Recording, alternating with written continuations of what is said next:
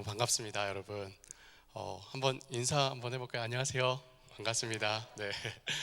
우리 명동혁 목사님께서 이렇게 예배를 해주셨는데 이 설교를 들으면서 정말 깜짝 놀랐습니다. 왜냐하면 제가 하려는 이 세미나의 내용에 거의 한 3분의 1 정도를 그대로 설교를 해주셔서 정말 목사님 계속 나오셔서 그냥 하셔도 될 것 같은데 네. 정말 이 교회, 이 배단위 장로교회를 향한 하나님의 계획과 뜻이 얼마나 정말 아름다운지 정말 기대가 되고 또 정말 마음속에 정말 뜨거운 마음이 생깁니다. 우리 명동 목사님 이렇게 저랑 같은 내용을 이렇게 서로 짠 게 아니거든요. 이렇게 서로 제가 미리 내용을 드린 것도 아닌데 같은 내용을 이렇게 설교로 듣고 또 이렇게 세미나로 전하게 되었어요. 그래서 저 깜짝 놀랐고 정말 오늘 하나님께서 행하실 일들을 정말 찬양하며 기대하게 됩니다. 할렐루야. 아멘. 네. 저 이제 먼저 소개를 드리도록 하겠습니다. 아까 우리 목사님께서 소개해 주셨지만 저는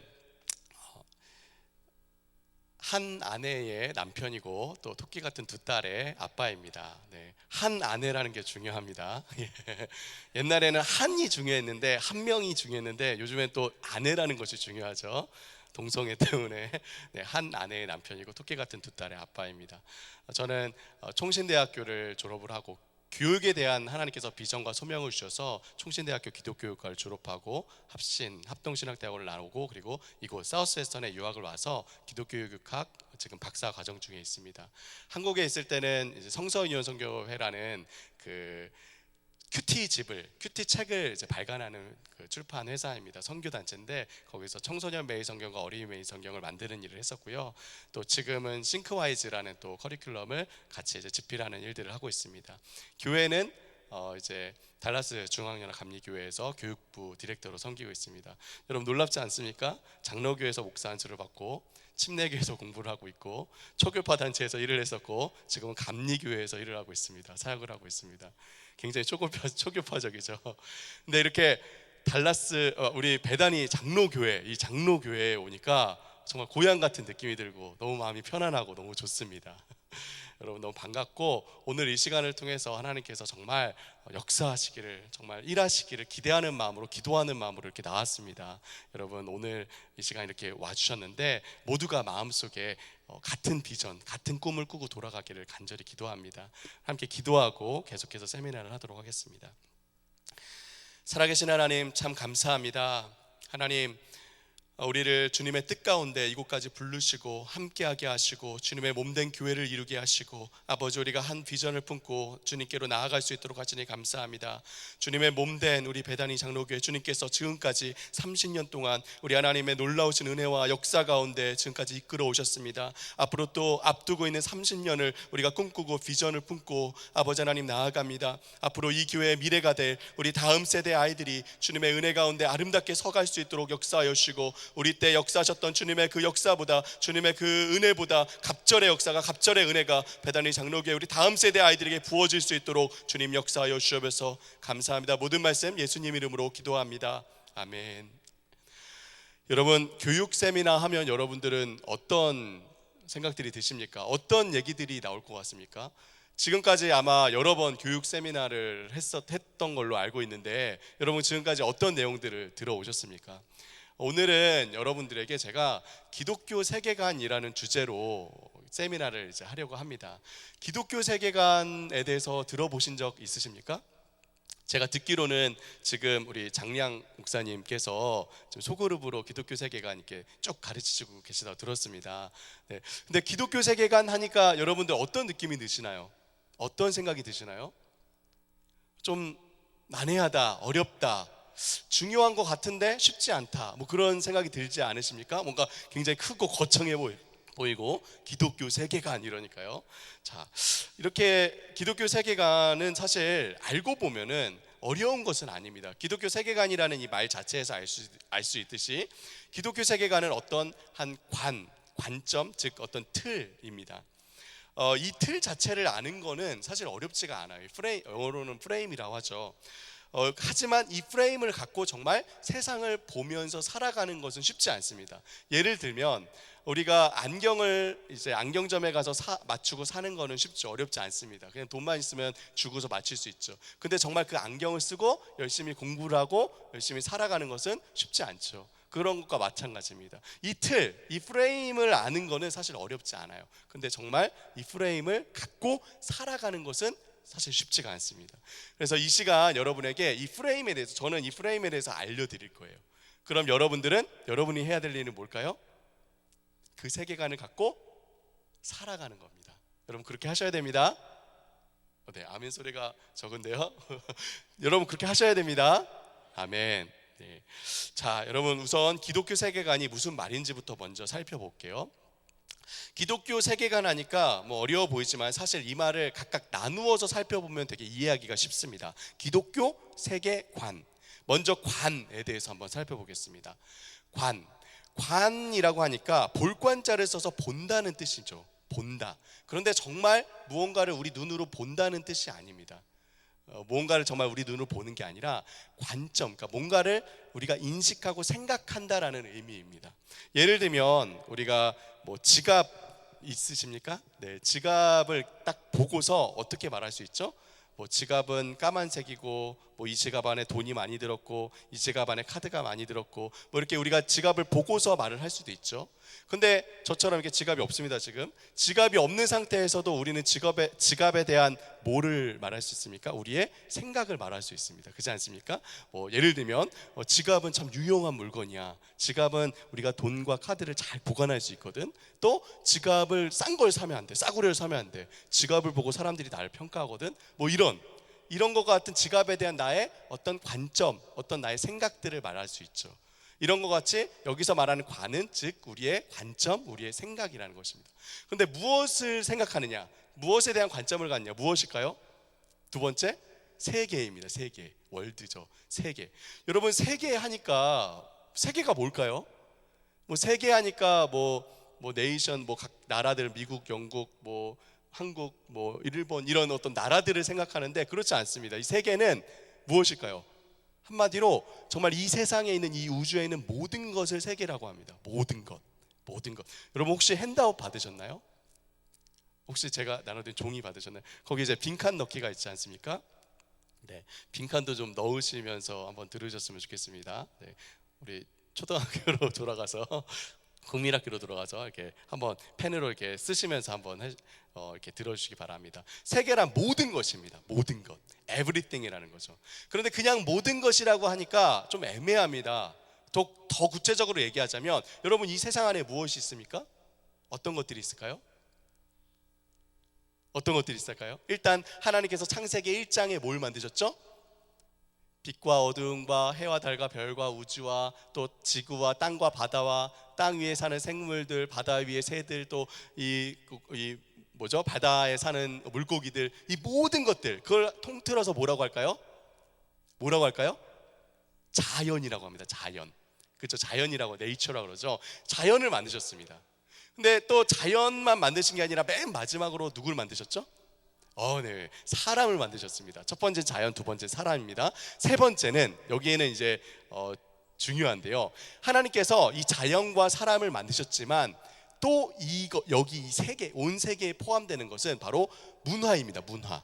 하나님께서 하나님의 형상을 따라 사람을 만드시고 그 사람이 자연에 힘을 가해서 만든 그 모든 창출물들, 그 모든 것들을 문화라고 합니다. 이 문화가 좁은 의미로는 뭐 대중문화, 뭐 영화나 뭐 그 드라마나 뭐 그런 것들을 이제 문화라고 하는데 넓은 의미의 문화입니다. 사람이, 하나님의 형상을 가진 사람이 자연에 힘을 가해서 만든 모든 것들, 어떤 것들이 있을까요? 학문, 뭐 예술, 또 어떤 것들이 있을까요? 뭐 그런 어떤 대중문화도 마찬가지고요. 또 뭐 우리가 살아가면서 필요한 것들을 만드는 것, 뭐 이런 뭐 생수를 만드는 것, 이런 모든 것들, 뭐 건물, 이런 모든 것들이 다 이 세계 안에 포함된다는 것이죠. 또 하나는 뭐냐면 사회입니다. 사람과 사람이 모여서 만들어낸 공동체들이죠. 어떤 공동체들이 있을까요? 어떤 공동체들이 있죠? 여러분 지금 어떤 공동체에 소속해 계십니까? 제일 기본적인 가정이죠. 그죠? 가정, 또 교회, 또 학교, 또 회사, 그죠? 여러 뭐 동호회들, 뭐 교회 안에도 여러 모임들 있지 않습니까? 뭐 남성교회, 여성교회, 뭐 셀그룹, 여러 모임들, 그죠? 이런 모든 것들이 다 이 세계 안에 포함된다는 것이죠. 그런데 이 모든 것들을 다 어떤 관점으로 생각을 하는 겁니까? 바로 기독교적인 관점으로 생각하는 겁니다. 그러니까 이 자연과 인간과 이 모든 문화와 이 모든 사회, 이 모든 것들을 다 기독교적인 관점으로 생각하는 것, 그게 바로 기독교 세계관이라는 것이죠. 그런데 기독교라고 하니까 또 조금 이제 헷갈리는데, 기독교적으로 생각한다는 게 뭘까요? 여러분, 우리는 크리스천이죠, 그죠? 또 우리는 교회로 함께 모여 있습니다. 여러분, 크리스천은 어떤 사람들이 크리스천입니까? 예수님을 믿는 사람들이죠, 그죠? 교회는요, 예수님을 믿는 사람들이 모인 모임이죠, 그죠? 여러분, 그런데 우리가 예수님을 믿는 그 근거가 어디에 있습니까? 우리가 무엇을 보고 예수님을 믿죠? 무엇을 보고 예수님에 대해서 알 수 있습니까? 말씀이죠. 성경입니다. 결국 기독교 세계관은 다른 말로 하자면 성경적 세계관입니다. 성경적 세계관. 그러니까 이 세상 안에 있는 이 모든 것들을 성경에서 말하는 대로 성경적으로 우리가 생각하고, 그리고 그 생각을 가지고 그렇게 살아가는 것, 그게 바로 기독교 세계관입니다. 여러분, 그 핸드아웃에 있는 그 글씨 있죠? 그걸 한번 읽어봐 주시겠습니까? 시작.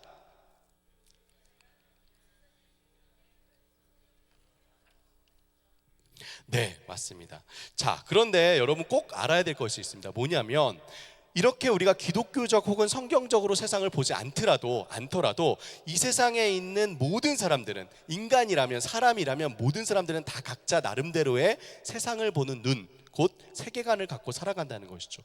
꼭 기독교적 세계관이 아니라도 각자, 모든 사람들이 다 각자의 세계관들이 있다는 겁니다. 자, 여러분, 한번 동영상을 한번 먼저 보도록 하겠습니다. This is Sasha. This is Sam.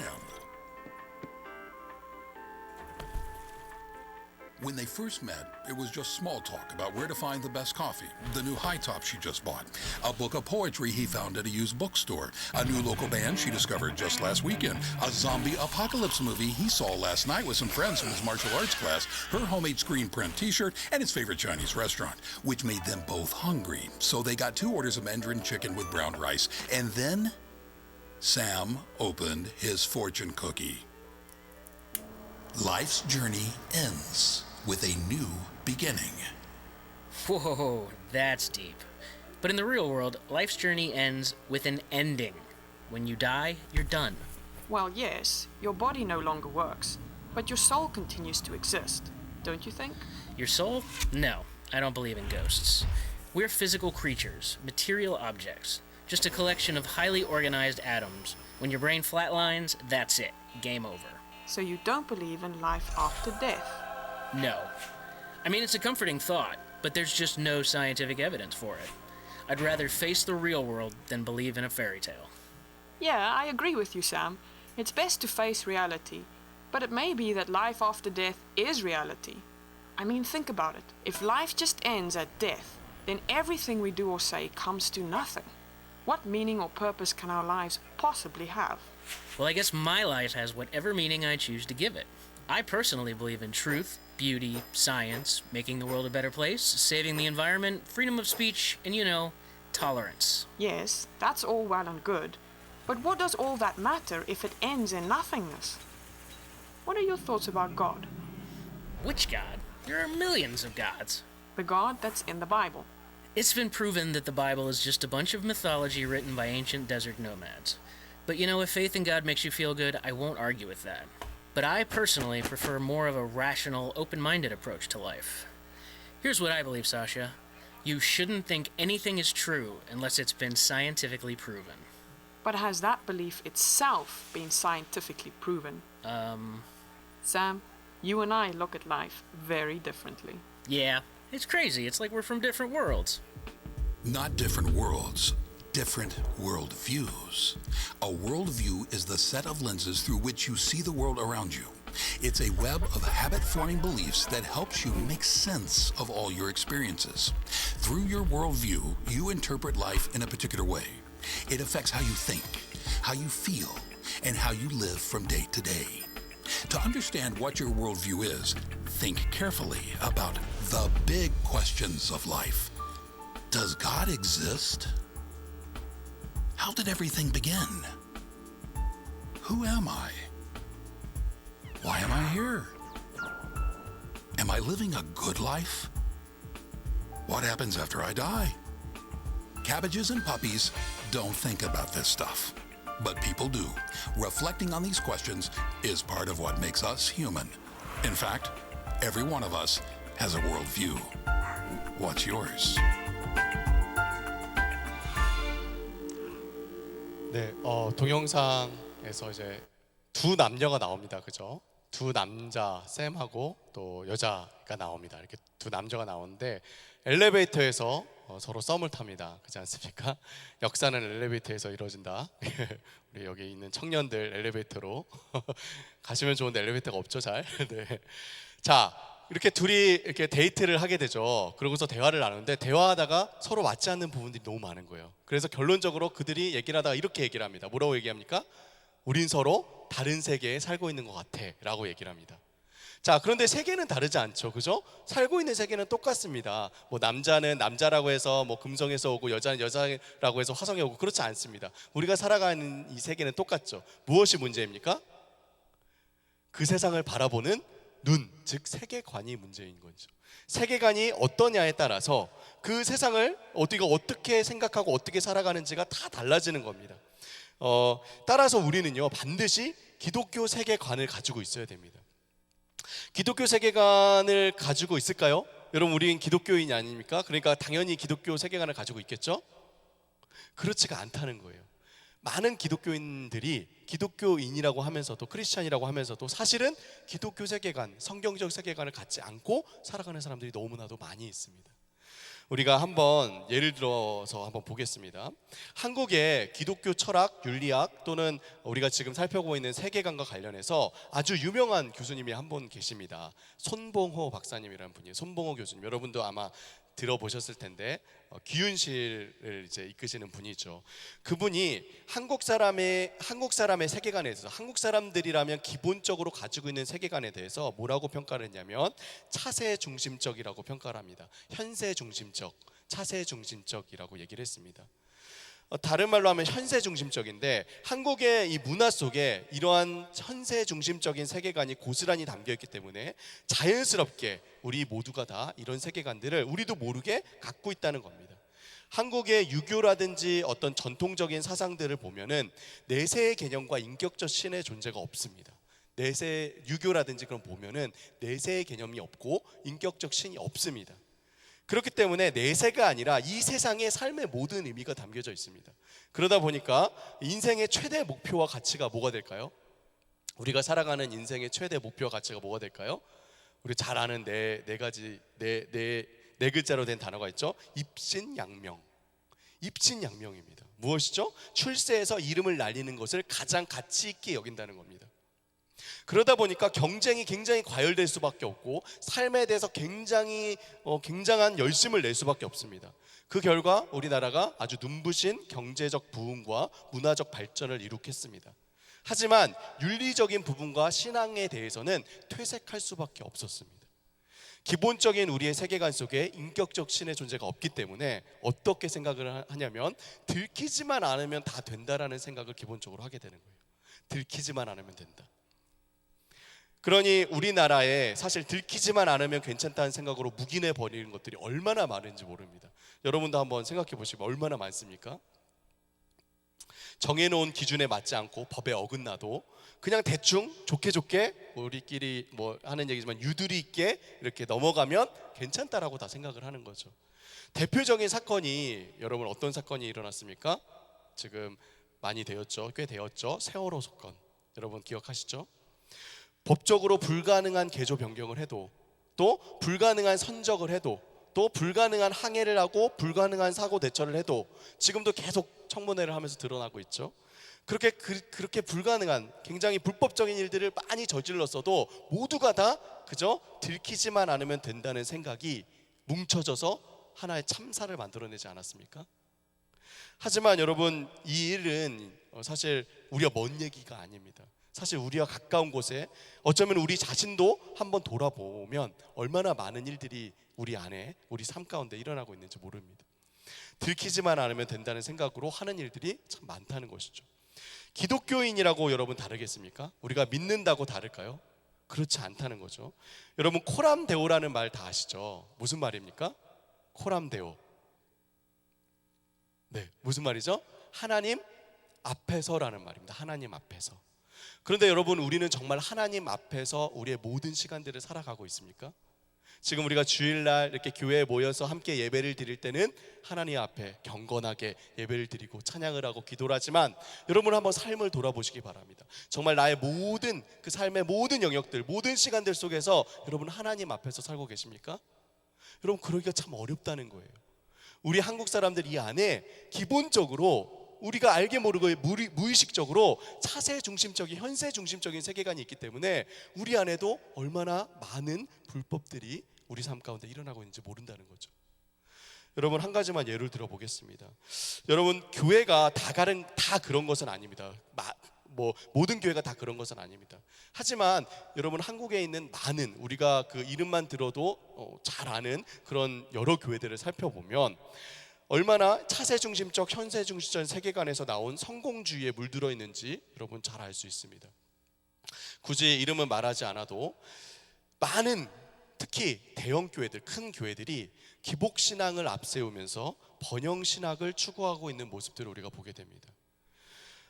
성도들에게는 기복신앙, 예수 잘 믿으면 복 받는다 라고 외치면서 헌신을 강요하고요, 더 많은 사람들을 한 장소로 모아들여서 더 큰 교회, 대형 교회, 메가처치를 이루는 것을 교회의 비전으로 삼고 있는 교회들이 많습니다. 여러분, 이처럼 기독교인이라고 하면서도, 심지어는 저 같은 경우 목사라고 하면서도 사실 그 중심에 기독교 세계가 아닌 차세 중심적인, 이 현세 중심적인 세계관이 가득 차 있기 때문에 정말 성경적인 바른 신학, 바른 신학을 추구하는 것이 아니라 이 성경적 신앙과 우리의 신앙과 이 세상의 이 세속적인 관점이 적절하게 믹스된 이상한 형태의 신앙과 신학이 있다는 것입니다. 여러분, 그렇다면 여러분에게 묻겠습니다. 여러분의 세계관은 무엇입니까? 정말 나는 기독교 세계관을 갖고 있다고 자신 있게 여러분 대답하실 수 있으십니까? 이 질문에 우리는 정말 진지하게 대답을 해야 됩니다. 왜냐하면 이 질문에 진지하게 답하지 않고 그냥 생각 없이 살아간다면 우리는 기독교인이라고 하면서도, 크리스찬이라고 하면서도 얼마든지 기독교인이 아닌 모습으로, 세상 사람들과 똑같은 모습으로 살아갈 수 있기 때문이죠. 그럼 지금부터 함께 정말 기독교 세계관이 무엇인지 함께 살펴보면서 한번 여러분 점검해 보시기 바랍니다. 나는 어떤 세계관을 갖고 있나? 나는 정말 기독교 세계관을 갖고 있는 것이 맞나? 한번 여러분 생각해 보시기 바랍니다. 여러분, 영상을 하나 더 보도록 하겠습니다.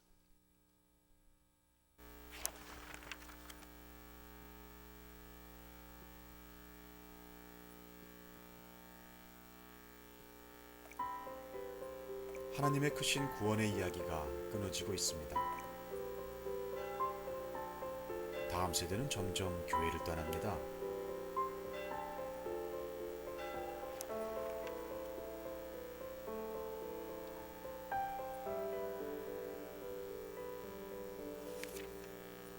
모든 사람에게는 자신만의 이야기가 있습니다. 개인의 꿈, 가치, 비전. 그러나 사실 그 이야기는 각 사람을 둘러싼 세상의 더 큰 이야기와 밀접하게 연결되어 있습니다. 세상이 들려주는 더 큰 이야기는 개인의 이야기를 강화시키기도 하고 약화시키기도 합니다. 지금 교회에서 아이들이 하나님의 이야기를 정기적으로 듣고 있다 하더라도 그 아이를 둘러싼 세상이 전혀 다른 이야기를 계속해서 들려준다면 아이 속의 하나님의 이야기는 점점 사라지게 될 것입니다. 사실 이러한 문제는 교회의 구조에서부터 시작됩니다. 원래 교회는 하나님의 이야기를 함께 나누는 하나의 가족 공동체였습니다. 그러나 시간이 지나면서 현대교회에는 전문화된 부서가 생겨났고, 다음 세대와 부모 세대는 각자의 장소에서 따로 떨어져 예배하며 서로 다른 이야기를 듣게 되었습니다. 그리고 원래 가정은 하나님의 이야기를 가르치고 전수하는 첫 번째 신앙교육 장소였습니다. 그러나 시간이 지나면서 현대 가정의 부모들은 신앙교육에 대한 책임을 잊어버리고 그럴 수 있는 기능도 상실해버렸습니다. 결국 부모는 교회 전문가들에게 자녀의 신앙교육을 모두 맡겨버리게 되었습니다. 이제 아이들은 하나님의 이야기를 교회에서만 들을 수 있을 뿐 가정에서는 같은 하나님의 이야기를 들을 수 없게 되었습니다. 그러면 어떻게 해야 할까요? 이제 교회는 단절된 구조를 다시 커다란 하나의 통합된 구조로 바꾸어 모든 세대가 같은 하나님의 이야기를 듣고 공유할 수 있도록 해야 합니다. 그리고 가정은 교회에 맡기기만 하던 신앙교육의 책임을 자신의 것으로 되찾아 가정에서도 같은 하나님의 이야기가 들려지고 계속하여 다음 세대에게 물려지도록 해야 합니다. 하나님이 처음 의도하신 디자인대로 가정과 교회가 함께 협력할 때 아이들 속의 이야기는 하나님의 이야기로 다시 쓰여질 것입니다. 가정과 교회가 협력하여 다음 세대의 삶 속에 하나님의 이야기를 끊임없이 이어가는 것.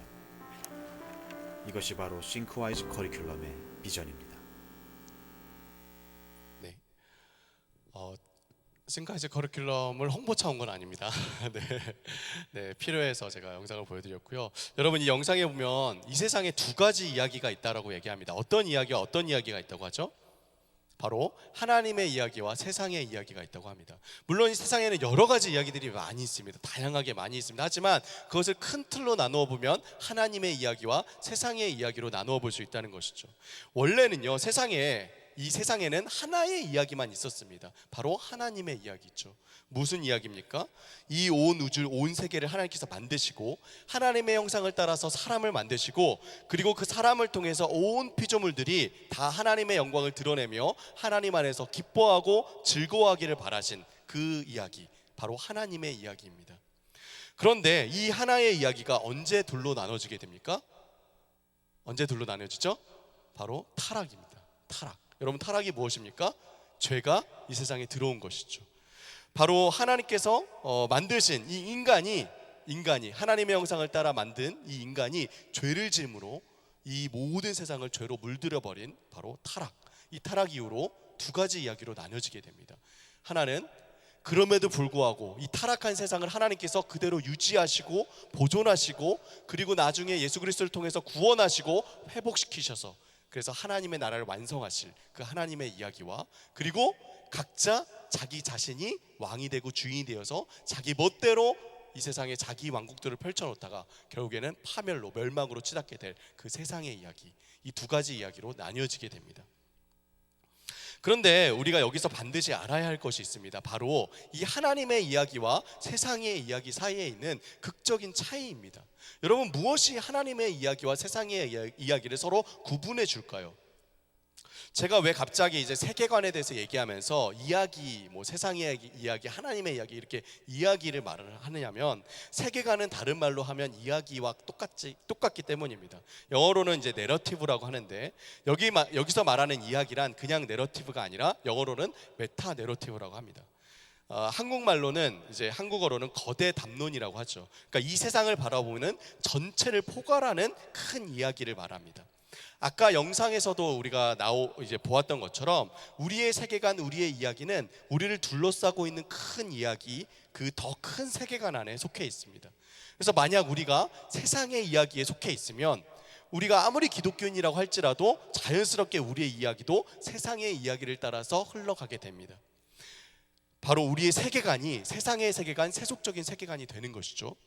그럼 반대로 우리의 이야기, 우리의 세계관이 정말 성경적 기독교적 세계관이 되려면 어떻게 해야 할까요? 하나님의 이야기에 우리가 속해 있어야 됩니다. 그럼 어떻게 해야 우리가 세상의 이야기가 아닌 하나님의 이야기에, 우리 자녀들이 세상의 이야기가 아니라 하나님의 이야기에 속할 수 있을까요? 바로 이 세상의 이야기와 하나님의 이야기 사이에 있는 그 차이, 이 극적으로 갈라놓는 그 차이를 알아야만 내가 어떤 이야기에 지금 속해 있는지 알 수 있고 그리고 앞으로 어떤 이야기에 속해야 될지 알게 되는 것이죠. 자, 그래서 지금 이제 이 둘 사이에는 극적인 차이가 무엇인지 좀 알아보려고 합니다. 우리가 교회를 다닌다고 기독교인이라고 자동적으로 기독교 세계관을 갖고 있는 것이 아니라고 말씀드렸죠. 우리가 아무리 교회 다니고 있고 예배를 드리고 헌금을 하고 기도를 하고 봉사를 하고 해도 우리는 얼마든지 세속적 세계관을 갖고 있을 수도 있습니다. 한번 여러분 잘 한번 살펴보시기 바랍니다. 자, 이 차이를 알기 위해서는 하나님의 이야기, 이 세상을 구원하시고 하나님의 나라를 완성하실 그 구속의 이야기와 완성의 이야기 이전에 일어난 두 가지 이야기, 바로 창조와 타락의 이야기를 알아야 됩니다. 여러분, 창조, 타락, 구속, 완성 한번 따라해 보시겠습니까? 창조, 타락, 구속, 완성. 네, 여러분, 이게 기독교 세계관의 기본적인 틀입니다. 여러분 아마 많이 들어보셨을 거예요. 창조, 타락, 구속, 완성. 자, 이 기독교 세계관에 대해서 한번 살펴보겠습니다. 여러분, 이 세상이 맨 처음에 창조 어떻게 시작되었습니까? 네, 하나님이 세상을 창조하셨죠. 여러분 믿습니까? 여러분 믿습니까? 믿으셔야 됩니다. 네, 여기서부터 흔들리면 안 됩니다. 하나님이 이 세상을 창조하셨습니다. 성경은 분명하게 하나님이 창세기 1장 1절 태초에 하나님이 천지를 창조하시니라 분명하게 선언하십니다. 하나님이 만드셨습니다. 근데 하나님이 만드실 때 무엇을 만드셨습니까? 무엇을 만드셨을까요? Nothing에서 everything을 만드셨습니다. 그죠? 무에서 모든 것들을 다 만드셨어요. 무에서. 자, 없는 상태에서 모든 것들을 다 만드셨다는 거죠. 우리 아까 전에 살펴봤던 것처럼 자연, 빛과 어둠, 또 이 해와 달과 별과 우주, 또 이 지구, 땅과 바다, 그 모든 생물들, 이 모든 자연. 그리고 두 번째 뭐였죠? 생각 안 나십니까? 두 번째 뭐였죠? 사람, 그죠? 인간, 하나님의 형상을 따라 인간을 만드시고, 세 번째 뭐였습니까? 문화. 여러분 적으십시오. 네, 여러분 지금 되게 피곤하신 시각이시죠, 그죠? 근데 여러분 제 말에 격하게 동의를 하신다고 이렇게 안 하셔도 됩니다.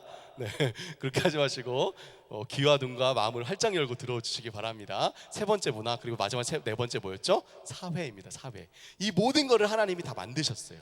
자, 그런데 하나님께서 만드실 때 이 모든 것들을 그냥 이렇게 만드시기만 한 것이 아니었습니다. 만드시기만 한 것이 아니라 또 한 가지를 더 만드셨어요. 무엇을 만드셨을까요? 한 가지를 더 만드셨습니다. 무엇을 만드셨을까요? 맞히시는 분에게는 선물을 우리 명동영 목사님께서 드리도록 하겠습니다. 네, 여러분 무엇입니까? 무엇을 만드셨을까? 힌트. 창세기 1장에 보면 땅이 혼돈하고 2장에 보면 땅이 혼돈하고 공허했다고 하죠. 네, 천지를 만드셨는데 그 천지를 그냥 만드시기만 한 것이 아니라 그 천지가 조화롭게 움직이도록 뭘 만드셨습니까? 그렇죠. 누구십니까? 네, 선물 목사님 주십시오. 네, 네, 질서를 만드셨습니다. 질서. 여러분 중요합니다. 질서를 오더, 질서를 만드셨습니다. 이 세상을 그냥 덩그러니 뭐 이렇게 딱딱딱딱딱 이렇게 만드시기만 한 것이 아니라 그것들이 조화롭게 조화를 이루고 움직이며 살아갈 수 있도록 질서를 만드셨습니다. 질서 굉장히 중요합니다. 자, 질서를 만드셨는데 여러분 우리가 생각해 보면은 이 세상 안에 수많은 질서들이 있습니다. 어떤 질서들이 있을까요? 여러분 자연 안에 어떤 질서들이 있습니까? 우주가 운행하기 위해 작용하는 수많은 질서들이 있죠. 여기 혹시 천체 물리학 하시는 분 있습니까? 전공하시는 분? 네, 없으십니까? 우주가 움직이기 위해서 여러분 얼마나 많은 질서들이 있습니까? 그죠? 그리고 또 이 자연 안에 어떤 생태계들, 그죠? 또 날씨와 계절의 변화들, 또 우리 몸에도 우리가 잘 자라나기 위해서 여러 질서들이 있죠. 호르몬의 변화라든지 여러 질서들이 있습니다. 자, 또 우리가 이제 하는 음악과 미술과 같은 어떤 미적인 부분에 있어서도 여러분 미의 기준이 있습니까? 없습니까?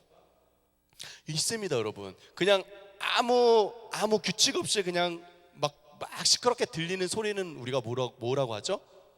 소음이라고 합니다. 그죠? 잡음, 소음입니다. 하지만 그것이 음악이 되려면 무엇이 필요하죠? 질서가 필요해요. 화성하게 있고, 그죠? 질서 있게 나오는 소리는 음악이 됩니다. 이처럼 음악에도 또 미술에도 여러분 질서들이 있습니다. 수학에도요. 여러 질서들이 있죠. 그런데 여러분 이런 여러 수많은 질서들 중에서 가장 핵심이 되고 가장 기본적이고 가장 중요한 질서가 있습니다. 여러분 무엇인지 아십니까? 네, 누구시죠? 네, 말씀해 주십시오. 크게. 하나님? 네, 맞은 걸로 하겠습니다. 선물 주십시오. 네, 선물을 남발하겠습니다. 제가 안 드리는 거기 때문에. 네, 무슨 질서냐면 하나님 보이십니까? 잘 안 보이네. 하나님, 사람, 그리고 세상의 질서입니다. 자, 따라해 보시겠습니까? 하나님, 사람, 세상. 여러분, 이 질서가 가장 기본적인 질서예요. 자, 무엇이냐면 설명을 해드리겠습니다. 하나님께서는 이 모든 세상을 만드신 분이에요. 그죠? 그리고 이 모든 세상, 인간을 포함한 이 모든 세상과 만물은 다 어떤 존재입니까? 만들어진 존재입니다. 우리가 다른 말로 뭐라고 하죠? 피조물이라고 하지 않습니까? 만들어진 존재입니다. 하나님은 창조주이시고 우리 모든 이 인간을 포함한 모든 이 우주는 다 피조물들입니다. 그죠? 하나님은 왕이시고 주인이시고 이 모든 피조물들은 하나님을 섬겨야 하는 하나님의 종이자 하나님의 백성인 것이죠. 자, 그런데 하나님께서 피조물이라고 해서 다 똑같이 만드셨습니까? 아니죠. 마지막에 사람은 아주 특별하게 만드셨습니다. 어떻게 만드셨죠? 창세기 1장 27절에 뭐라고 합니까? 하나님이 자기 형상, 곧 하나님의 형상대로 사람을 만드셨다고 합니다. 자, 그런데 여러분, 여기서 말하는 하나님의 형상이 무슨 뜻입니까? 하나님의 형상이 뭐죠? 우리 초등학생 아이들은 하나님의 형상대로 지어졌다 그러니까 꼭 하나님이 우리같이 생겼을 거라고 생각해요. 그래서 그래도 하나님이니까 나이도 좀 많이 드시고 우리 반지의 제왕에 나오는 간달프처럼 하얀색 머리를 하고 막 수염도 막 있고 지팡이 들고, 그죠? 여러분, 하나님 그런 분이신가요? 아닙니다. 여러분, 하나님은 영이시기 때문에 우리 같은 몸이 있지 않으세요. 그죠? 여기서 말하는 하나님의 형상이란 우리가 그렇게 하나님처럼 생겼다는 게 아니에요. 그럼 무슨 뜻일까요? 네, 맞습니다. 하나님의 형상이란 곧 하나님의 특징들과 하나님의 성품들을 우리가 함께 공유하고 있다라는 뜻이에요. 여러분, 어떤 특징들이 있을까요? 어떤 특징들이 있습니까? 우리가 동물과는 달리 하나님의 형상을 가졌기 때문에 가지고 있는 여러 특징들이 있죠. 지성, 또 도덕성, 또 영성, 뭐 창의성, 이런 특징들은 다 우리 인간만이 가지고 있는 특징들입니다. 또 사랑과 자비와 뭐 긍휼 같은 이런 성품들, 이런 캐릭터들, 이런 것들 역시 우리 사람만 가지고 있는 하나님의 성품이에요. 그죠? 여러분, 지적인 개 있습니까? 또 여러분, 도덕적인 고양이가 있을까요? 네, 영적인 돼지는 어떻습니까? 창의적인 독수리, 사랑과 긍휼이 풍성한 물고기가 있을까요? 여러분, 없습니다. 이런 동물들은, 피조물들은 다 본능을 따라 살아가는 존재들이에요. 우리 인간만이 이런 특징들, 지성, 도덕성, 영성, 창의성, 사랑과 긍휼 같은 하나님의 특징, 하나님의 성품들을 가지고 있는 존재입니다. 그럼 여러분, 왜 하나님께서는 인간을 하나님의 형상을 따라 만드셨을까요? 왜 우리 인간에게 하나님의 형상을 주셨을까요? 이유가 있겠죠? 뭘까요? 창세기 1장 28절에 뭐라고 합니까? 생육하고 번성하고 충만하고 정복하고 다스리라는 말씀을 하시죠. 그죠? 무엇입니까? 우리 인간을, 이 온 우주를 하나님을 대신해서 대리해서 다스리는, 관리하는 존재로 하나님께서 세우신 거예요. 하나님께서는, 하나님의 계획은 우리 인간을 통해서, 하나님의 형상을 가진 인간을 통해서 이 모든 세상을 다 다스리고 관리해서 하나님께 영광이 되도록 하기를 바라셨다는 거죠. 이걸 다른 말로 하면 인간의 만물의 영장이라고도 하지 않습니까? 자, 하나님께서는 이렇게 우리를 특별하게, 이렇게 우리를 하나님의 형상을 가진 이 땅을 다스리는 존재로 만드셨습니다. 자, 이렇게 하나님, 사람, 세상, 이 질서가 가장 기본적인 질서예요. 그리고 하나님께서는 이 사람을 통해서 이 온 우주를 잘 다스리고 관리하도록 해서 하나님께 영광이 되도록, 하나님의 기쁨이 되도록, 하나님의 복과 은혜 가운데 살아가도록 여러분, 그렇게 계획을 하셨습니다. 그런데 그 계획이 어떻게 되었죠? 그 계획이 어떻게 되었습니까? 네, 깨졌습니다. 자, 타락이죠. 네, 타락입니다. 네. 자, 여러분, 타락이 뭔가요? 아까 전에 얘기했듯이 죄가 처음으로 이 세상에 들어온 게 타락이죠. 여러분, 그럼 죄가 어떻게 이 세상에 처음으로 들어왔습니까? 어떻게 들어왔죠? 우리 초등학생들도 잘 알고 있죠. 누가 뭘 먹었어요? 네, 하와와 아담과 하와가 뭘 먹었습니까? 선악과를 먹었습니다. 그죠? 그게 바로 타락입니다. 근데 여러분, 죄할 때 여러분, 죄가 무엇이라고 생각하십니까? 여러분은? 죄, 무엇이 죄일까요? 거짓말하는 거 죄입니까? 아닙니까? 아닙니까? 죄이죠. 도둑질하는 거 죄입니까? 아닙니까? 죄입니다. 네, 감사합니다. 네, 저는 이제 여러분 교육부 목사 아닙니까? 제가 그래서 굉장히 질문을 많이 해요. 여러분 잘 대답해 주십시오. 자, 여러분, 도둑질하는 거, 사람 죽이는 것도 죄입니다. 그죠? 또 뭐 때리는 거, 미워하는 거 다 죄죠. 이런 나쁜 생각, 나쁜 말, 나쁜 행동들 다 죄입니다. 근데 여러분 사실 이런 나쁜 생각, 나쁜 말, 나쁜 행동, 이런 나쁜 것들, 나쁘다고 하는 것들은 사실 죄의 자체라기보다는 죄가 낳은 결과이자 죄가 낳은 열매입니다. 그것 자체가 죄는 아니. 말이 좀 이상한데 죄예요. 죄인데 죄의 열매입니다. 정확하게 말하자면 그 죄를, 이 죄의 열매들을 낳은 근원적인 죄가 있어요. 그게 뭘까요? 그게 바로 원죄입니다. 아담과 하와가 선악과를 따먹은 거. 여러분 그런데 그게 왜 잘못입니까? 그게 왜 잘못된 거예요? 하나님 명령을 지키지 않았어요. 그죠? 맞습니다. 불순종한 거, 이 불순종한 나쁜 행동, 이것도 역시 여러분 죄의 열매이자 결과입니다. 사실 그 안에는 더 깊은 의미가 담겨져 있어요. 한번 살펴보겠습니다. 여러분 아까 전에 얘기할 때 하나님께서 세상을 만드실 때, 우리 인간을 만드실 때 하나님의 모습, 하나님의 형상대로 만드셨다고 했습니다. 그리고 이 세상을 다스리고 관리하게 하셨다고 했습니다. 이렇게 하나님께서는 사람과 다른 피조물들과의 분명한 차이를 두셨어요. 우리는 다스리는 존재고 이 세상은요 다스림을 받는 존재예요. 이 모든 우주와 이 모든 이 자연은. 하지만 그렇다고 해서 여러분 인간이 다스리는 존재고 인간이 이렇게 세상을 다스린다고 해서 인간과 하나님이 똑같습니까? 하나님과 인간 사이에도 분명한 차이가 있어요. 어떤 차이죠? 하나님은 창조주, 인간은요 피조물. 하나님은 왕, 인간은요 왕을 섬기는 백성. 하나님은 주인, 인간은요 그 하나님을 섬기는 종입니다. 여러분 한번 따라해 주십시오. 하나님은 왕, 우리는 백성. 하나님은 주인, 우리는 종. 하나님은 하나님, 우리는 피조물. 여러분 이 극적인 차이가 있습니다. 여러분 하나님께서 선악과를 만드신 이유가 바로 이 극적인 하나님과 우리 사이의 차이를 보여주기 위해서 만드셨습니다. 어떤 우리 똑똑한 우리 아이들은, 자녀들은 이렇게 질문합니다. 왜 선악과 만드셨어요? 선악과 하나님 안 만들었으면 따먹을 일도 없고 타락할 일도 없고, 근데 왜 선악과 만들어서 이 지경을 만들어놨어요? 이렇게 얘기를 해요. 여러분 하나님 왜 선악과 만드셨습니까? 이렇게 인간들 유혹하려고 만드셨습니까? 그렇지 않습니다. 여러분 선악과를 만드신 이유가 바로 그거예요. 뭐냐면 하나님과 사람 사이에 있는 분명한 차이를 보여주기 위해서, 나타내기 위해서 선악과를 만드신 거예요. 여러분 사실 선악과라는 말 자체에 이런 의미가 담겨져 있습니다. 선악과는 선악을 알게 하는 나무의 열매라고 해서 줄여서 선악과라고 우리가 얘기하죠.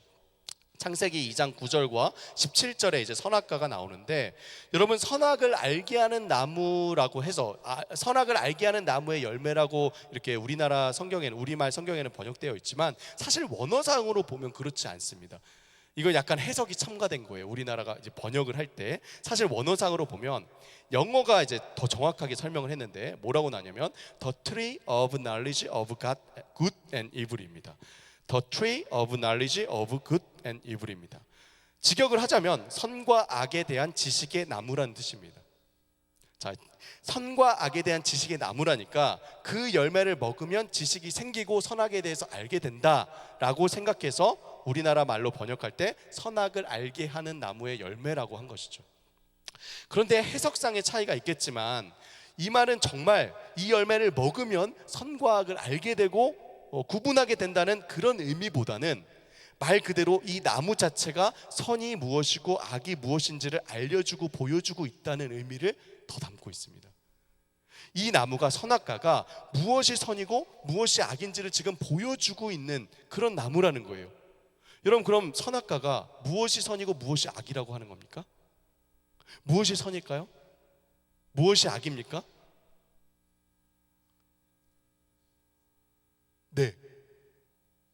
네, 맞았습니다. 선물은 없습니다. 네, 선물을 말하지 않기 때문에. 자, 무엇이 선이냐면 하나님과 사람 사이에는 분명한 차이, 이 질서, 이 관계가 그대로 유지되고 있는 것이 선입니다. 다시 한번 말씀드리겠습니다. 하나님하고 그 열매에 과실이 하나도 따먹히지 않은 상태로 그대로 있는 것은 무엇을 의미하냐면 하나님과 사람 사이에 있는 분명한 차이가, 그 질서가, 그 관계가 그대로 유지되고 있는 것이 바로 선이라는 거예요. 그럼 악은 뭘까요? 반대로 그 질서가 무너져 버리는 것, 그 관계가 깨져 버리는 것, 그것이 바로 악이라는 것입니다. 여러분 이게 죄예요. 무엇이죠? 하나님과 사람 사이의 관계가 깨져 버리는 것, 그 질서가 무너져 버리는 것, 그게 바로 죄입니다. 따라서 여러분, 선악과는요, 흔히 우리가 생각한 대로 하나님께서 우리를 유혹하려고, 따먹어봐 이렇게 유혹하려고 만들어진 그런 도구가 아니라 오히려 사람에게는 축복의 도구였습니다. 왜냐하면 바로 그 나무의 열매가 하나도 따먹히지 않고 그대로 있다는 것은 여러분 무엇을 의미합니까? 하나님께서 여전히 나의 하나님이 되고 계시다는 의미예요. 그죠? 하나님이 여전히 나의 하나님이 되시고 하나님과의 그 긴밀한 관계가 계속 유지되고 있고 나는 그 하나님 안에서 복과 기쁨과 영광과 은혜를 누리면서 살고 있다는 것을 보여주고 있는 나무, 그게 바로 선악과였어요. 그런데 여러분, 누가 찾아왔습니까? 하와에게 누가 찾아왔죠? 사탄, 뱀이 찾아옵니다. 그리고 뭐라고 얘기합니까? 이 선악과 한번 잡숴봐. 어떻게 된다고요? 어떻게 된다고요? 하나님처럼 된다고 얘기를 합니다. 하나님처럼 된다고. 그리고 어떻게 합니까? 하와와 아담이 선악과를 똑 따서 따먹습니다. 여러분, 어떻게 된 겁니까? 어떻게 된 거죠? 하나님과 사람 사이의 질서가 무너져 버린 거예요. 하나님과 사람 사이의 관계가 깨져버린 거예요. 하나님이 하나님, 하나님이 왕, 하나님이 주인으로 계셔야 하는데 누가 왕이 된 겁니까? 누가 왕이 된 거예요? 내가 왕이 된 거예요. 내가 주인이 된 거예요. 내가 하나님이 된 거예요. 원래 우리는 하나님의 말씀을 따라서 하나님의 뜻을 따라서 살아가는 존재인데 어떻게 된 겁니까? 내가 내 마음대로, 내 뜻대로, 내 보기에 옳은 대로, 내 소견에 옳은 대로 살기로 한 거예요. 하나님을 위해서, 하나님의 기쁨과 영광을 위해서 살아가야 되는 존재가 나를 위해서, 내 기쁨과 영광과 안녕과 평안을 위해서 살기로 한 거예요. 이게 바로 죄입니다. 여러분, 너무 중요하기 때문에 한번 따라해 주시겠습니까? 가장 큰 소리로 한번 따라해 주십시오. 내가 왕, 내가 주인, 내가 하나님, 나를 위해서 내 맘대로 살 거야. 그게 뭐라고요? 그게 죄라는 겁니다. 죄. 그리고 그 죄 때문에 이 세상에 존재하는 모든 그 나쁜 것들, 그 모든 윤리적인 도덕적인 나쁜 것들, 그게 바로 이 죄 때문에 비롯되는 열매들인 것이죠. 자, 여러분, 내가 주인이 되는 거, 내가 왕이 되는 거, 내가 하나님이 되는 거, 그래서 내가 원하는 대로, 내가 보기에 주는 대로, 내 멋대로 나를 위해 살아가는 거, 그것이 바로 죄와 타락이라고 말씀드렸습니다. 그리고 그것이 바로 이 하나님의 이야기와 정반대되는 바로 세상의 이야기입니다. 세상의 이야기. 타락으로 인해, 죄로 인해 이 세상에 시작된 세상의 이야기의 핵심이라는 것이죠. 하나님이 아닌 각자 자기 자신이 왕이요 주인이요 하나님이 되어서 각자 자기 보기에 옳은 대로, 자기 멋대로, 자기 원하는 대로 자기 자신을 위해서 자기 왕국을 펼쳐가는 것, 그것이 바로 세상의 이야기의 핵심입니다. 하지만 하나님은 이렇게 사람들이 타락 이후에 제멋대로 살다가 결국에는 멸망으로, 파멸로, 심판으로 치닫지 않도록 하셨습니다. 어떻게 하셨습니까? 창조와 타락 이후에 하나님께서는 예수 그리스도를 약속하시죠. 그리고 이 타락한 세상을, 죄로 인해 질서가 무너져 엉망이 된 세상을 다시 구원하시고 회복하시려는 하나님의 이야기, 바로 구원의 이야기를 이어가셨습니다. 그리고 이야기는 앞으로 이제 내가 아닌 하나님을 다시 나의 왕, 다시 나의 주인, 다시 나의 하나님으로 모시고 내 뜻대로가 아니라 하나님의 뜻대로, 하나님 말씀대로, 나를 위해서가 아니라 하나님의 영광과 하나님의 기쁨을 위해서 살아가는 그 하나님의 백성들을 통해 완성될 그 하나님의 나라, 곧 완성의 이야기로 마무리될 것입니다. 여러분, 그럼 다시 한번 질문하겠습니다. 이 두 이야기, 하나님의 이야기와 세상의 이야기 사이에 있는 극적인 차이는 무엇입니까?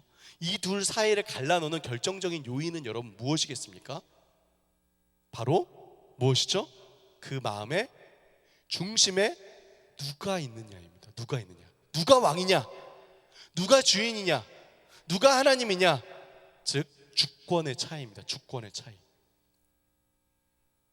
그 마음의 중심에 하나님을 모시고, 하나님을 나의 주인이자 왕이자 하나님으로 모시고 하나님의 뜻을 따라 하나님을 위해 살아가는 그 사람들을 통해서 지금도 이 세상 가운데 하나님의 나라가 계속해서 펼쳐져 가고 있습니다.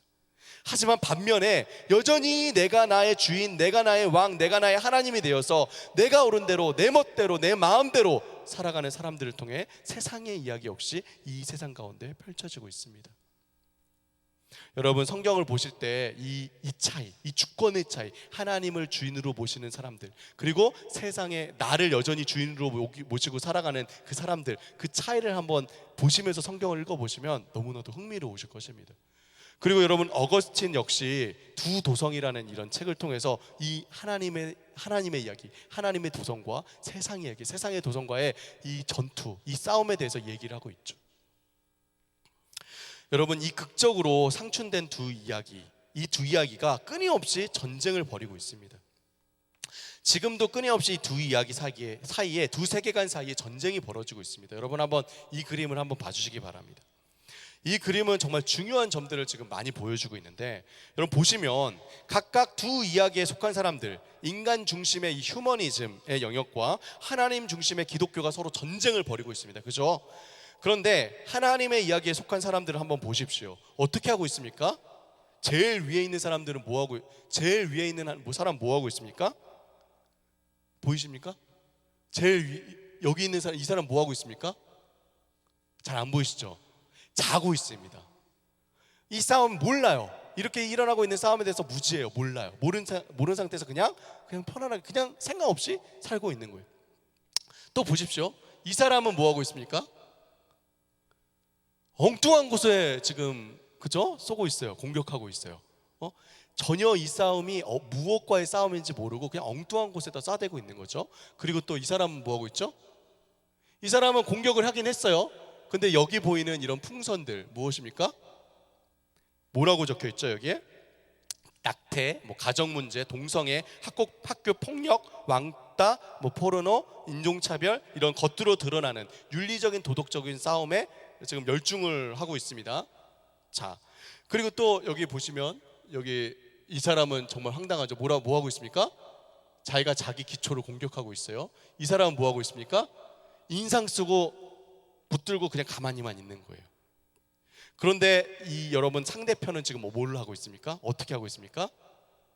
그 중심을 지금 계속해서 집중 포화를 하고 있습니다.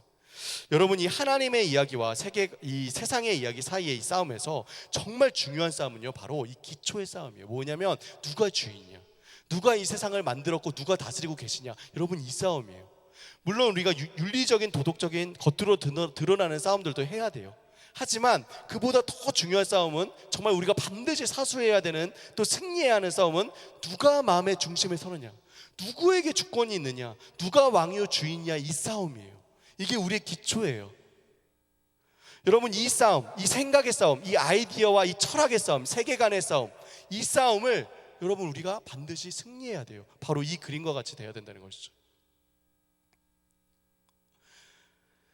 여러분 이 싸움은요 우리와 멀리 있는 우리와 상관없는 그런 싸움이 아닙니다. 지금도 우리 삶의 현장 속에서 가장 가까운 곳에서, 심지어는 우리 마음 속에서 치열하게 벌어지고 있는 싸움이에요.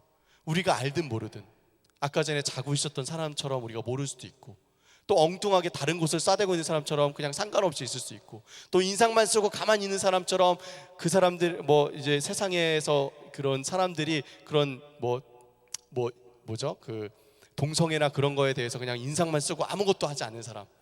여러분 그런 사람들, 여러분 우린 그런 사람들처럼 살아서는 안 된다는 것이죠. 여기 있는 것처럼 정말 우리의 기초, 우리의 왕, 우리의 주인이신 그 기초를 든든히 세우고, 그리고 이 싸움을 싸우셔야 됩니다. 영적인 싸움을. 여러분 이 싸움은요 우리뿐만 아니라 우리 자녀들 역시 마찬가지입니다. 우리 자녀들 역시 삶 속에서, 우리 자녀들의 이 삶에 가장 가까운 곳에서, 학교에서 이 싸움은 치열하게 벌어지고 있습니다. 특히 우리 자녀들이 졸업하고 대학에 가면 대학 강단에서 여러분 이 싸움이 정말 치열하게 벌어집니다. 여러분 동영상을 하나 더 보도록 하겠습니다. And believed your whole life, and here you are. Explain that to me. What do you say to people that are offended by your show because you pray to Jesus in every episode? We disown him, he'll disown us. When a 12-year-old watches his mother dying of cancer, a God who would allow that is not worth believing in. Life is really a tale told by an idiot, full of sound and fury and signifying nothing. I'm Professor Radisson. This is Philosophy 150. I would like to bypass senseless debate altogether and jump to the conclusion, which every sophomore is already aware of: there is no God. All that I require from each of you is that you fill in the papers I've just given you with 3 little words: God is dead. Mr. Wheaton, is something wrong? I can't do what you want. I'm a Christian. You cannot bring yourself to admit that God is dead, and you will need to defend the antithesis. So your acceptance of this challenge may be the only meaningful exposure to God and Jesus they'll ever have. See, to me, he's not dead. I don't want anyone to get talked out of believing in him just because some professor thinks they should. Mr. Wheaton, are you ready?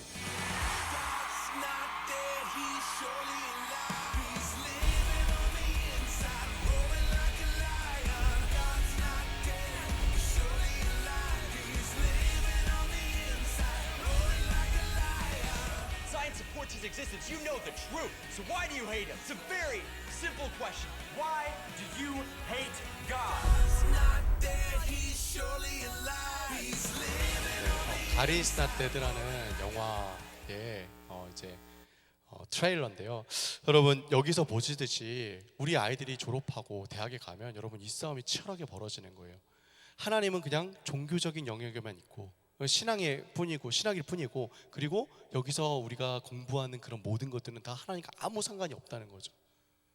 여러분 우리가 만약에 우리 자녀들이 이 가치관과 세계관이 정해지는 이 시기에 우리 품에 아직 있는 이 시기에 우리가 이 아이들이 이 싸움에서 승리하도록 그렇게 만들지 않으면요, 우리 애들 다 대학에 가서 다 넘어가고 실패하고 신앙을 잃고 교회를 떠나고 말 것입니다.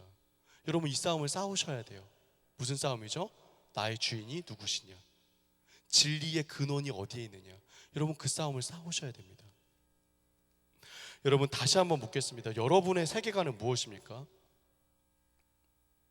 여러분 정말 여러분이 주어진 그 모든 그 시간들 속에서 정말 하나님의 이야기를 따라 살아가고 계십니까? 대부분의 시간을 여러분 누구와 또는 무엇과 보내고 계십니까? 정말 하나님의 이야기로 여러분의 마음을 채워넣고 있습니까? 아니면 정말 그냥 하나님과 상관없이 나 중심으로 살아가는 세상의 속에서 아무 생각 없이 그렇게 살고 계시진 않습니까? 여러분이 갖고 계시는 정말 세계관은 무슨 세계관입니까? 또 우리 자녀들은 지금 어떤 세계관을 갖고 살아가고 있을까요? 여러분 정말 슬픈 사실은, 정말 우리가 통탄할 만한 사실은 우리 세대의 아이들이 지금 기독교 세계관을 갖고 있지 못하다는 사실입니다. 다음 세대 아이들이 지금 신앙을 잃고 있습니다. 많은 통계들을 보면 현재 주일학교에 있는 아이들 중에 정말 성경적인 그런 하나님, 성경이 가르치는 하나님, 성경이 가르치는 복음을 제대로 이해하고 믿고서 살아가는 아이들이 극히 소수라고 얘기를 합니다. 무려 51%의 아이들이 부활을 믿지 않습니다. 예수님 부활을 믿지 않아요. 63%의 아이들이 예수 그리스도를 하나님의 아들로 믿지 않는다고 합니다. 아니면 모르거나 그냥 그런 사실을 모르거나, 또 68%의 아이들은 성령의 존재에 대해서 알지 못하고 살아간다고 합니다. 그리고 정말 성경적인 세계관을 갖고 정말 하나님 말씀을 따라 살아가는 아이들은요 10% 정도밖에 되지 않는다고 합니다. 100% 중에 10%, 10분의 1만. 여러 대학과 여러 기관에서 조사한 결과들이 모두 이처럼 지금 우리 시대의 아이들이 결국 자신의 신앙을 잃어버리고 있다는 사실을 지금 보여주고 있다는 것이죠. 여러분 나눠드린 핸드아웃에 보면은 MTD라고 있습니다. 여러분 무엇의 약자인지 아십니까? MTD. MTD의 약자는 무엇이냐면 Moralistic Therapeutic Deism이라는 뜻입니다. 이게 뭐냐면 이게 우리 아이들의 지금 신앙을 나타내주고 있는 대표적인 단어예요. Moralistic Therapeutic Deism. 무슨 얘기냐면 모럴리스틱 뭐냐면 도덕적이에요. 착한 거는 좋아요. 착한 거는 좋아요. 착해야 된다고 생각을 합니다. 또 테라피익 뭡니까? 죄를 인정하지 않아요. 그냥 자기의 어떤 그런 또 상처만 안고 있고 죄는 인정하지 않습니다. 그리고 디이즘 뭡니까? 하나님이 계세요. 그런데 이신론 무엇이죠? 하나님이 그냥 이 세상을 만들어 놓으시고 전혀 상관하지 않고 계시다는 게 이신론 아닙니까? 디이즘, 하나님은 계셔요. 하나님은 믿어요. 근데 그 하나님이 내 삶에 아무 관련이 없는 거예요. 여러분 거기 핸드아웃에 보시면 적혀져 있지 않습니까? 여러분 한번 같이 읽어볼까요? 이게 우리 아이들 신앙을 나타내 주는 거예요. 다 같이 읽어봅시다. 시작.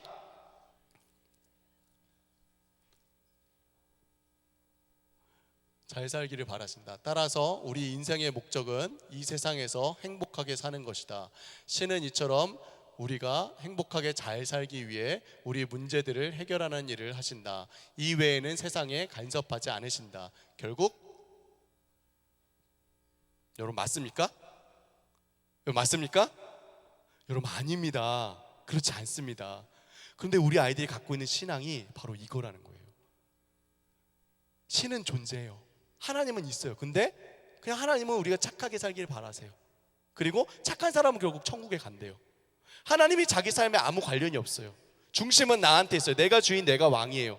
그리고 하나님은 내가 필요할 때 내 주머니에 꺼내서 마치 램프의 지니같이 내가 필요할 때, 내가 어려울 때, 내가 힘들 때 주머니에 꺼내서 기도하면 그거 들어주시는 분이에요. 그리고 하나님과 나는 아무 상관이 없어요. 여러분 이게 우리 아이들을 보여주고 있는 신앙의 모습이라는 것이죠. 결국에는 여러분 이 아이들이 성인이 되면 어떻게 됩니까? 교회를 떠나버립니다. 현재 미국에서 주일학교 때까지 그래도 교회 안에 남아있던 그 자녀들이 성인이 되었을 때까지 교회에 남아있을 확률은 10% 정도밖에 되지 않는다고 합니다. 주일학교 때 남아있던 아이들의 90%가 교회를 떠나는 거예요. 한국에는 이미 절반 이상의 교회들이 주일학교 자체가 없다고 하죠. 여러분 무엇입니까? 바로 미국이나 한국이나 바로 한 세대 만에 우리의 신앙의 대가 끊어지고 있는 것입니다. 결국 우리 자녀들의 생각, 그들의 그 철학, 그들의 가치관과 세계관이 세워지는 그 시기에 이 싸움, 하나님의 이야기와 세상의 이야기의 싸움에서 패배했다는 것입니다. 그들에게 하나님의 이야기를 우리가 전해주는 일을 실패하고 말았다는 것이죠. 아까 전에 우리 명동영 목사님께서 사사기 얘기를 들려주지 않았습니까? 우리 이와 비슷한 일들이 성경 속에 이 사사시대 때 일어났었습니다. 한번 살펴보겠습니다. 여러분 사사기 2장 10절을 한번 보시기 바랍니다. 아까 전에 읽으셨지만 다시 한번 읽겠습니다. 시작.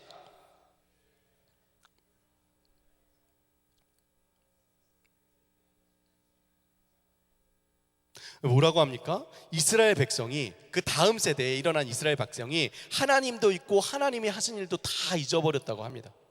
그리고 그들이 여호와 하나님 앞에서 온갖 죄악을 저지르며 자기 멋대로 살았죠. 사사기를 이제 마무리하는 사사기 마지막 사사기 21장 25절을 보면 이런 말씀이 나옵니다. 여러분 다 같이 한번 읽어봐 주시겠습니까? 시작.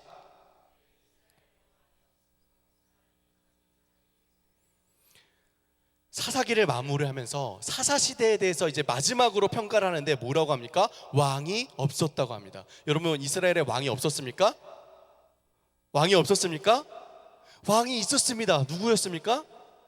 하나님이었습니다. 여러분 이스라엘의 왕은 하나님이었어요. 근데 그 하나님을 어떻게 했다고요? 잊어버렸어요. 하나님이 하신 일도 다 잊어버렸어요. 하나님이 더 이상 왕이 아닌 것이죠. 그리고 나서 어떻게 되었습니까? 각자 자기 자신의 소견에 오른 대로 했다. 무엇입니까? 내가 왕이 되었다는 거예요. 각자 자기 자신이 자기가 왕이 되어서 자기 소견에 오른 대로 제멋대로 다 각각 행동을 했다는 겁니다. 여러분 하나님께서 그들을 어떻게 구원하셨습니까? 이스라엘을 여러분 어떻게 구원하셨습니까? 여러분 다 아시지 않습니까? 하나님께서 이집트의 노예 생활을 하고 있는 그들을 놀라운 기적들을 일으키셔서 거기서 구출해내시고 놀라운 사랑과 은혜로 광야에서 보호하시고 인도하셔서 시내산에서 그들을 향해서 내가 너희 하나님이 되고 너희는 나의 백성이 될 거라고 놀라운 약속들을 하시면서 결국 가나안 땅에 이르게 하셔서 하나님의 나라를 이루게 하셨습니다. 그런데 그 하나님을 단 한 세대 만에 모두 잊어버렸다는 겁니다. 그리고 각자 자기가 자기 자신의 주인, 자기 자신의 왕, 자기 자신의 하나님이 되어서 자기 소견에 오른 대로 나의 욕심과 안녕과 행복을 위해서 내 멋대로 내 기준대로 내 감정대로 살았다는 겁니다. 여러분 그것이 무엇이라고 말씀드렸죠? 죄라고 말씀드렸습니다. 여러분 왜 이렇게 되었습니까? 왜 사사시대에 이스라엘 사람들이 이렇게 되었습니까? 하나님께서 이집트에서 구출을 내셔서 언약을 맺으시고 약속의 땅으로 인도하셔서 하나님의 나라를 이루셨는데 왜 그 하나님의 나라, 하나님의 백성 이스라엘이 이 지경이 된 것입니까? 하나님께서 분명하게 그들에게 약속의 땅에 이르면 하나님의 나라를 이루면 해야 될 일들을 가르쳐 주셨습니다. 그게 바로 신명기 말씀입니다. 그 말씀이 바로 신명기입니다. 여러분 신명기는 영어로는 듀로노미죠. 헬라어 듀로노미온에서 나온 말입니다. 번역하자면 반복된 법이라는 뜻입니다. 즉, 이 신명기 말씀은 역사 속에서 하나님께서 이스라엘에게 행하셨던 그 놀라운 구원의 역사들과 앞으로 가나안 땅에 이르러서 하나님의 나라를 이스라엘이 정말 하나님의 백성답게 살기 위해 필요한 그 많은 법들을 반복하여 가르치는 이야기라는 뜻이 바로 신명기입니다. 그 신명기 말씀 중에서도 가장 핵심적인 말씀이 바로 아까 전에 우리가 읽었던 신명기 6장 4절부터 9절, 그리고 신명기 10장 12절부터 11장 1절입니다. 쉐마라고 잘 알려진 말씀입니다. 쉐마, 들으라 라는 뜻입니다. 쉐마. 여러분, 쉐마 말씀을 보면 먼저 뭐라고 합니까? 우리 한번 6장 4절 5절을 먼저 읽어볼까요? 시작.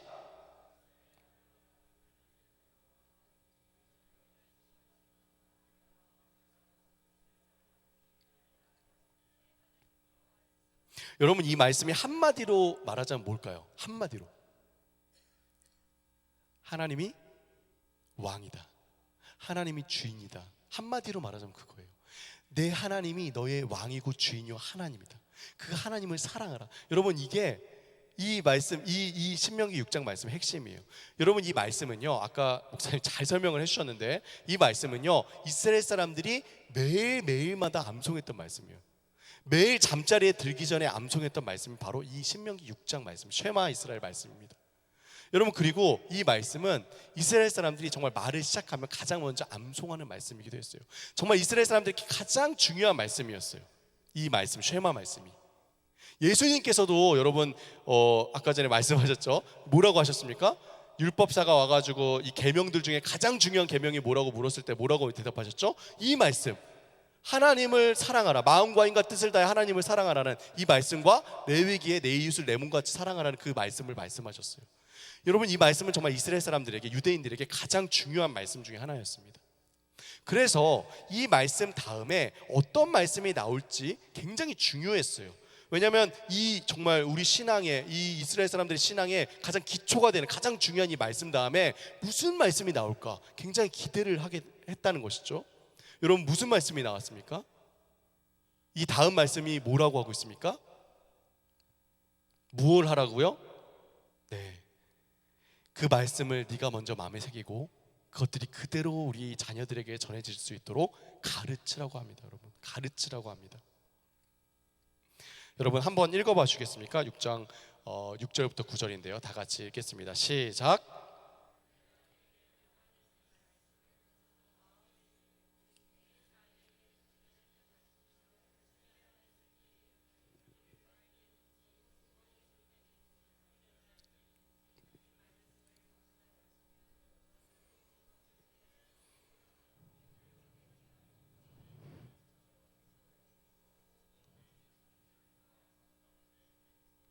네, 감사합니다.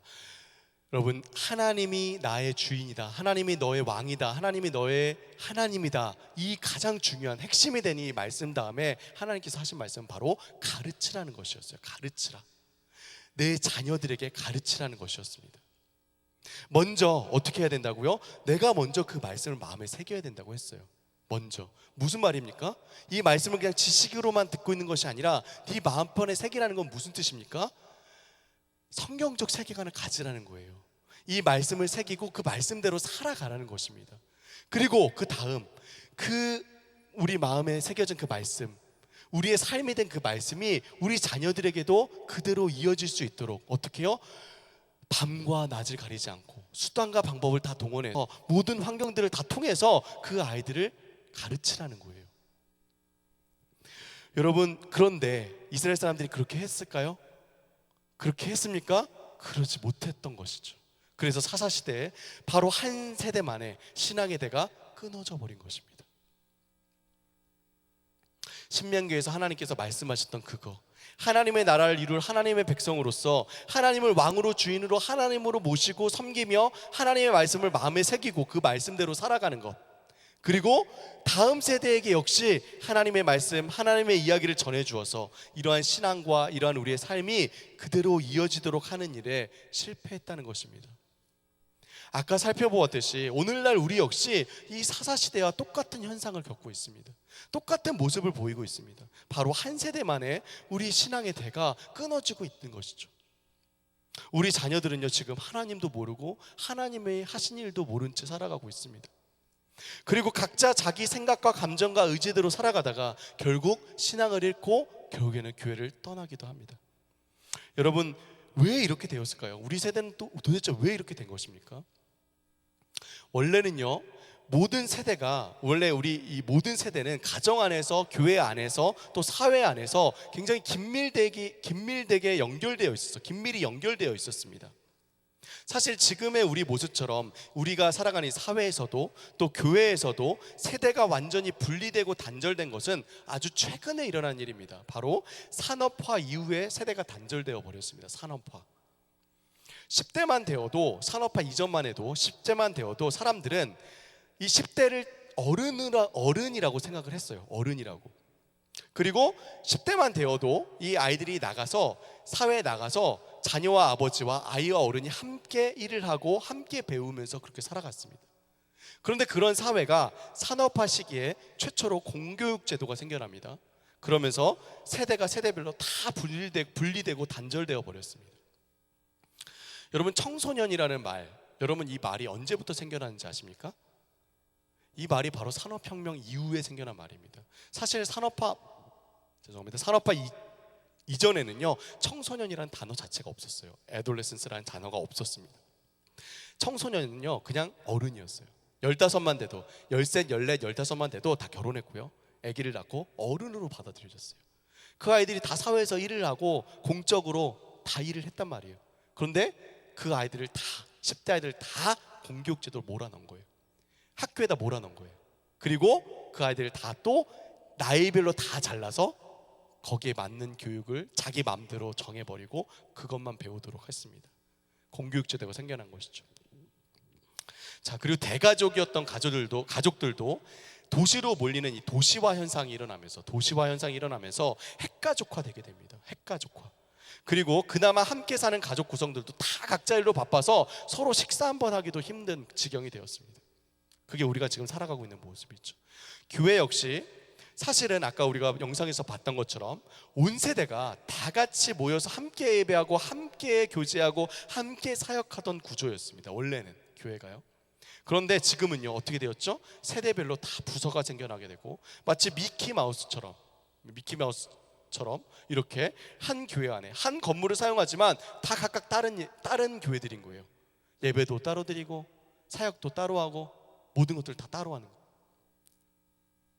건물만 같이 사용한다 뿐이지 예배 스타일도 다르고 예배 문화도 다르고 심지어 우리 이민교회는 언어마저도 다 제각각의 모습이 되었습니다.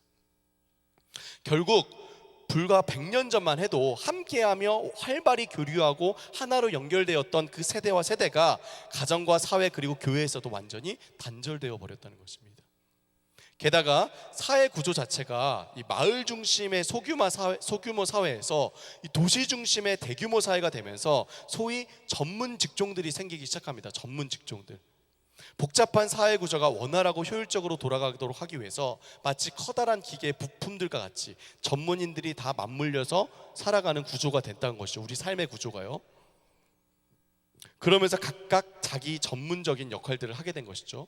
특히 학교나 교회에서도 교육을 전담하는 전문가들이 생기게 됩니다. 칠드런 패스터, 유스 패스터, 또 학교에서도 선생님들, 그리고 전문 부서 사역자가 이제 생기게 된 것이죠.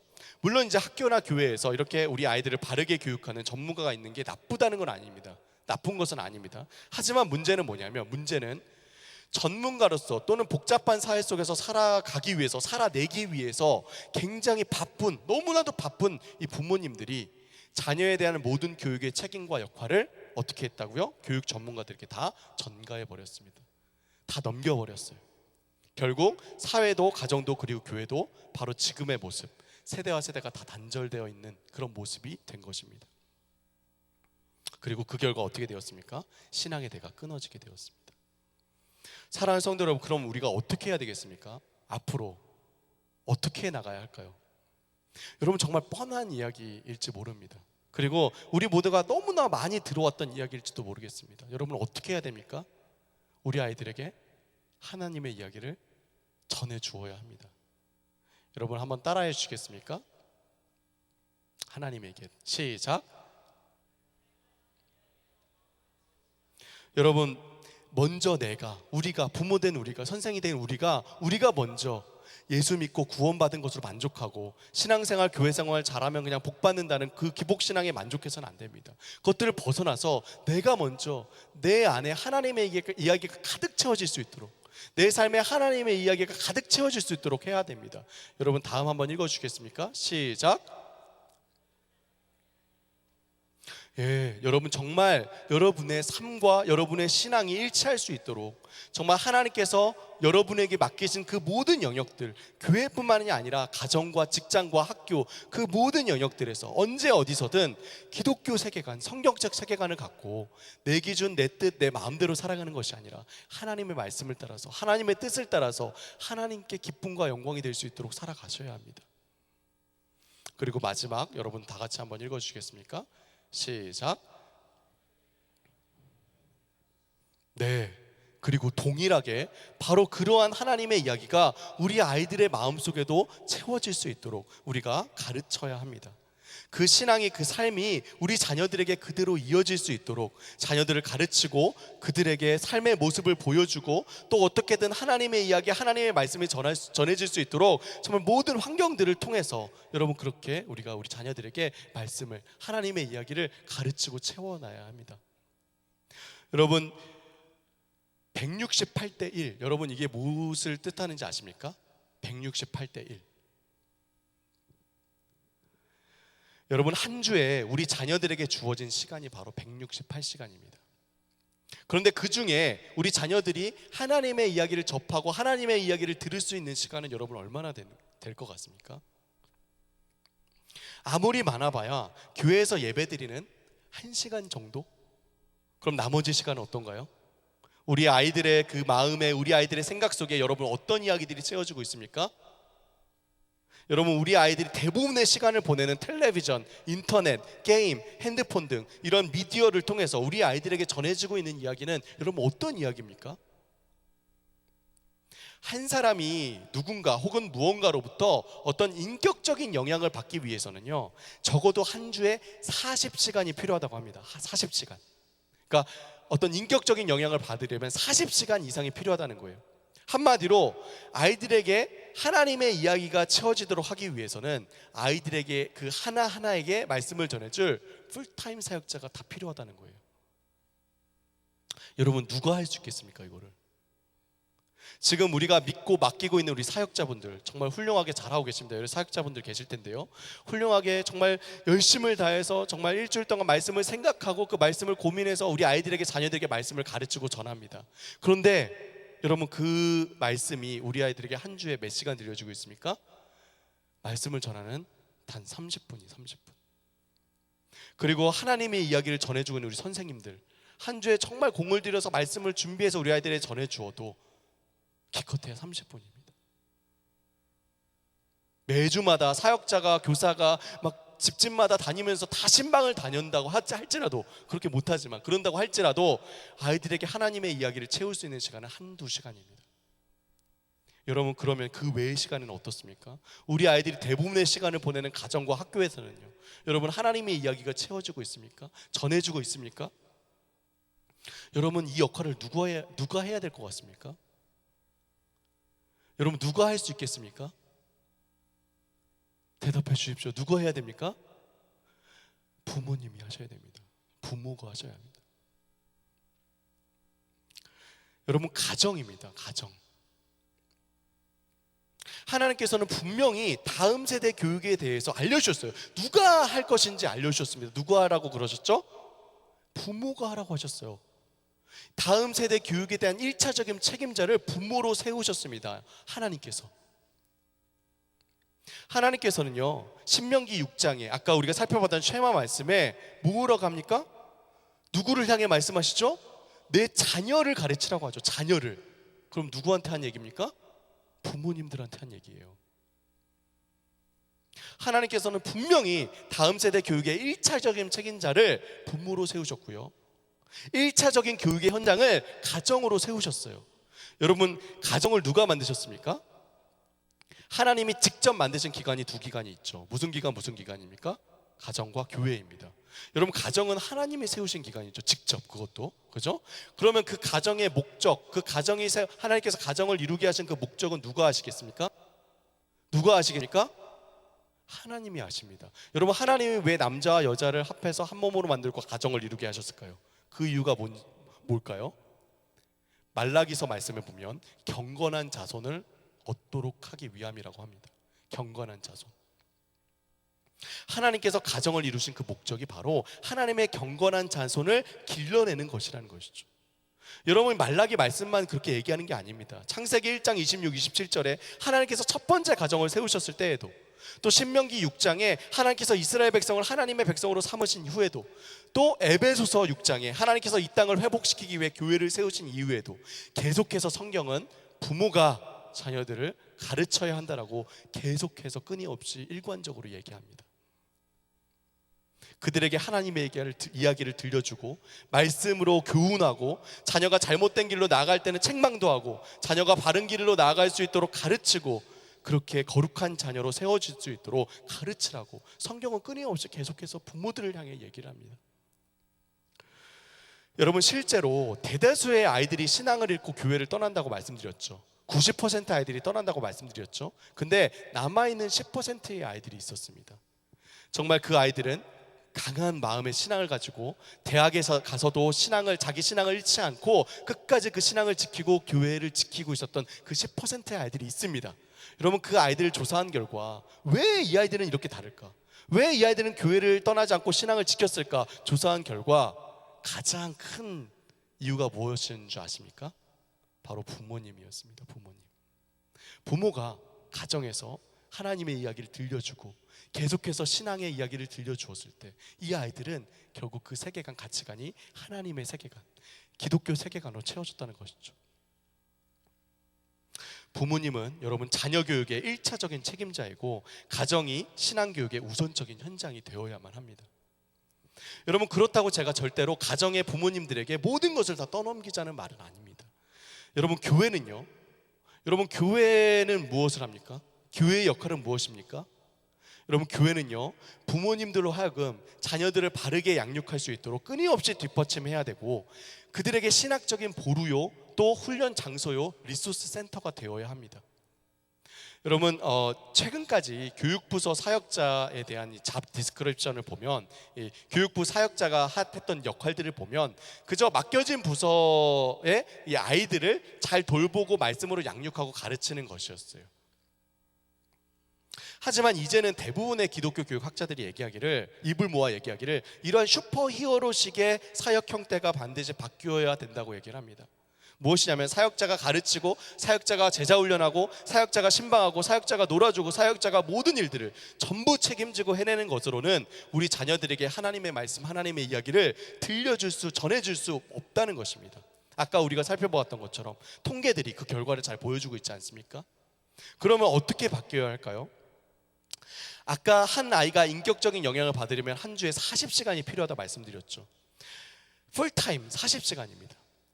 한 교회가 모든 교육부서 사역자들 다 풀타임으로 둬도 여러분 이렇게 못합니다. 어떻게 한 사역자가 1대1, 1대2로 인격적으로 이제 교제를 하려면 1대1, 1대2로 소그룹으로 만나야 되죠. 근데 어떻게 그렇게 매주마다 40시간을 만나서 그 아이들에게 하나님의 이야기를 들려줄 수 있겠습니까? 못합니다. 그럼 여러분, 사역자가 해야 될 역할은 무엇일까요? 바로 그럴 수 있는 관계의 틀을 마련해 주는 겁니다.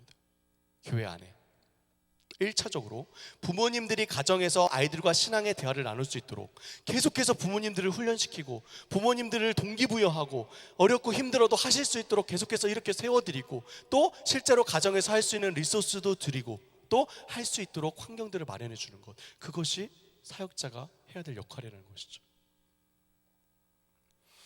여러분, 그뿐만이 아닙니다.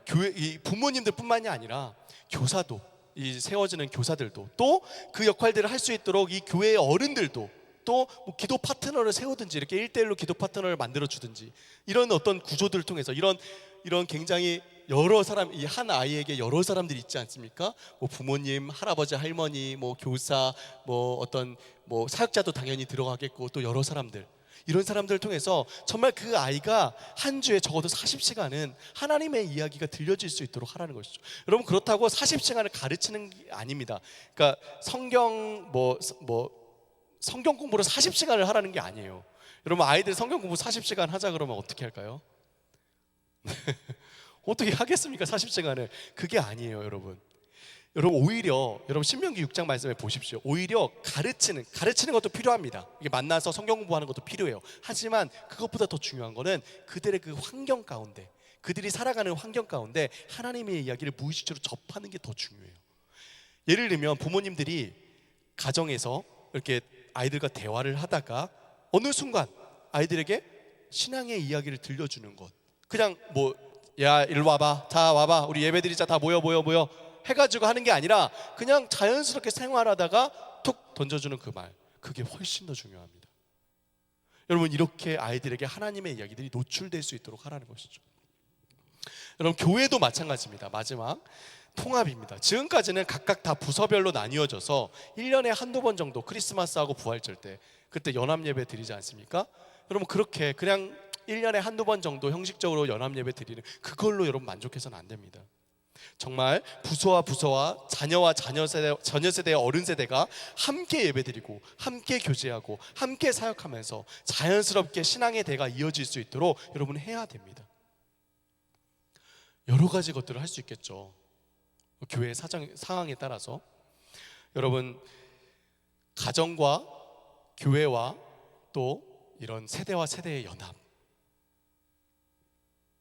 여러분, 이렇게 될 때에 우리 아이들의 그 마음속에 하나님의 이야기 계속해서 채워져 갈 줄 믿습니다. 그래야만 우리가 계속해서 이 신앙의 대를 잇고 우리 예수 그리스도의 시대를 이어갈 수 있을 것입니다. 여러분, 바쁘신 거 압니다. 모두 바쁘시죠. 이민생활 얼마나 힘드십니까? 바쁘고 힘드실 줄 압니다. 하지만 여러분, 하나님께서 왜 가정을 이루도록 하셨습니까? 또 하나님께서 왜 우리가 이 땅 가운데 살아가도록 하셨습니까? 우리가 정말 기독교 세계관과 기독교 성경적 세계관을 갖고 있다면, 여러분, 정말 내가 정말 진정한 그리스도인이라면 하나님께서 가정을 이루신 목적대로 우리 자녀들을 경건한 자녀들로, 경건한 아이들로 길러내야 하지 않겠습니까? 또 우리가 정말 기독교 세계관을 갖고 하나님을 나의 왕, 나의 주인, 나의 하나님으로 모시고 나를 위해서가 아니라 하나님을 위해서, 나의 뜻대로가 아니라 하나님의 뜻대로, 하나님 말씀대로 살아간다면 정말 우리가 때로는 힘들고 때로는 버겁고 때로는 지치고 때로는 넘어질지라도 여러분, 우리가 포기해야 되는 것이 있다 할지라도 여러분 해야 되지 않겠습니까? 사랑하는 여러분, 가정, 교회, 그리고 세대와 세대의 통합, 여러분, 이것이 이루어질 때 정말 우리 자녀들의 마음에 하나님의 이야기가 채워질 줄로 여러분 믿습니다. 우리 자녀들이 경건한 자손들로 자라갈 줄로 여러분 믿습니다.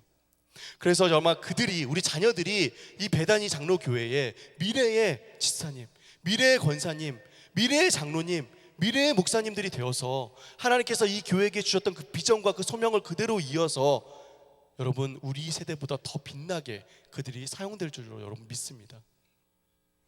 또 우리 자녀들의 그 삶을 통해서 하나님의 이야기가, 하나님의 나라가 이 땅 가운데 계속해서 펼쳐져 갈 줄로 믿습니다.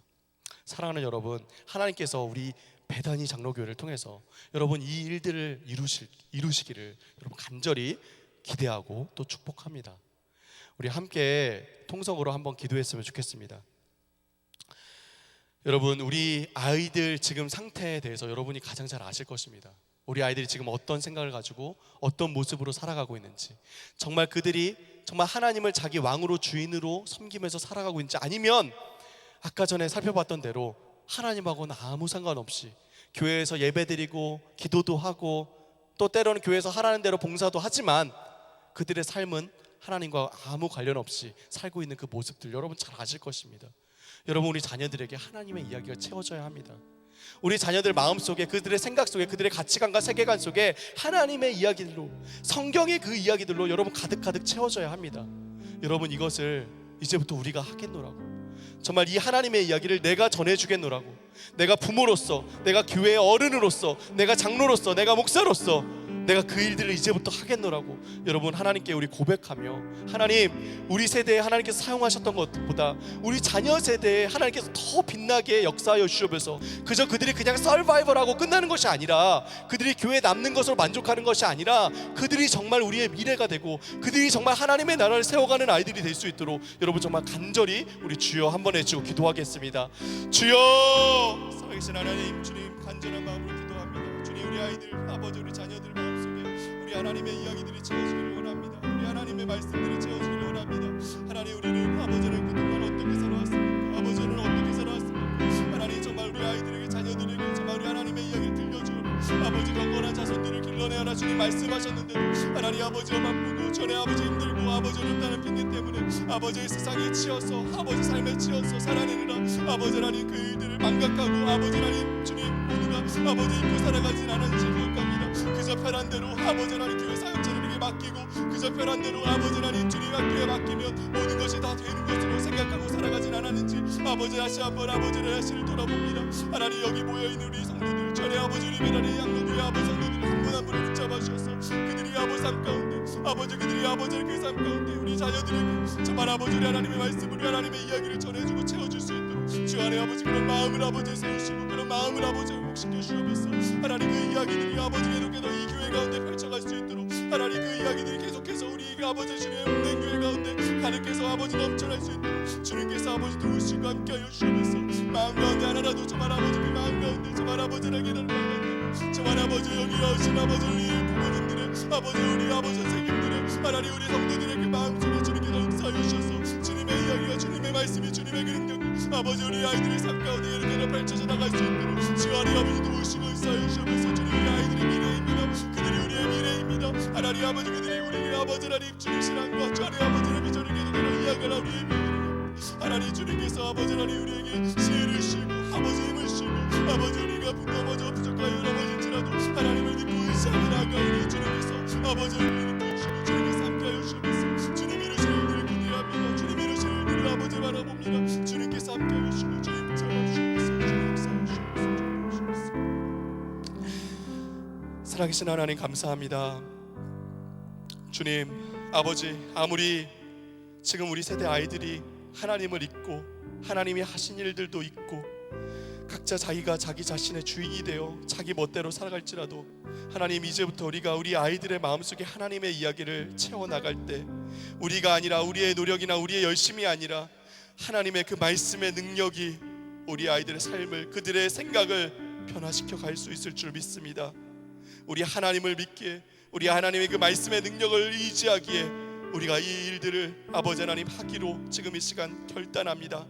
주님 우리 자녀에게 아버지 하나님 하나님의 이야기를 들려줄 때 그 말씀들이 우리 아이들의 생각과 마음과 삶을 변화시킬 수 있도록 역사하여 주옵소서. 하나님 우리가 우리 아이들의 마음속에 하나님의 이야기를 채워넣을 때 그 이야기가 아버지 그 말씀의 씨앗이 아버지 자라나고 열매 맺어져서 그들의 삶을 통해서 아름답게 드러날 수 있도록 주님 역사하여 주옵소서. 주님 배단이 장로교회 주님의 몸된 교회 가운데 그와 같이 다음 세대가 불같이 일어나는 역사가 아버지 일어날 수 있도록 주님 함께하여 주고 붙잡아 주옵소서. 주님 감사합니다. 모든 말씀 예수님 이름으로 기도합니다. 아멘. 감사합니다. 수고하셨습니다.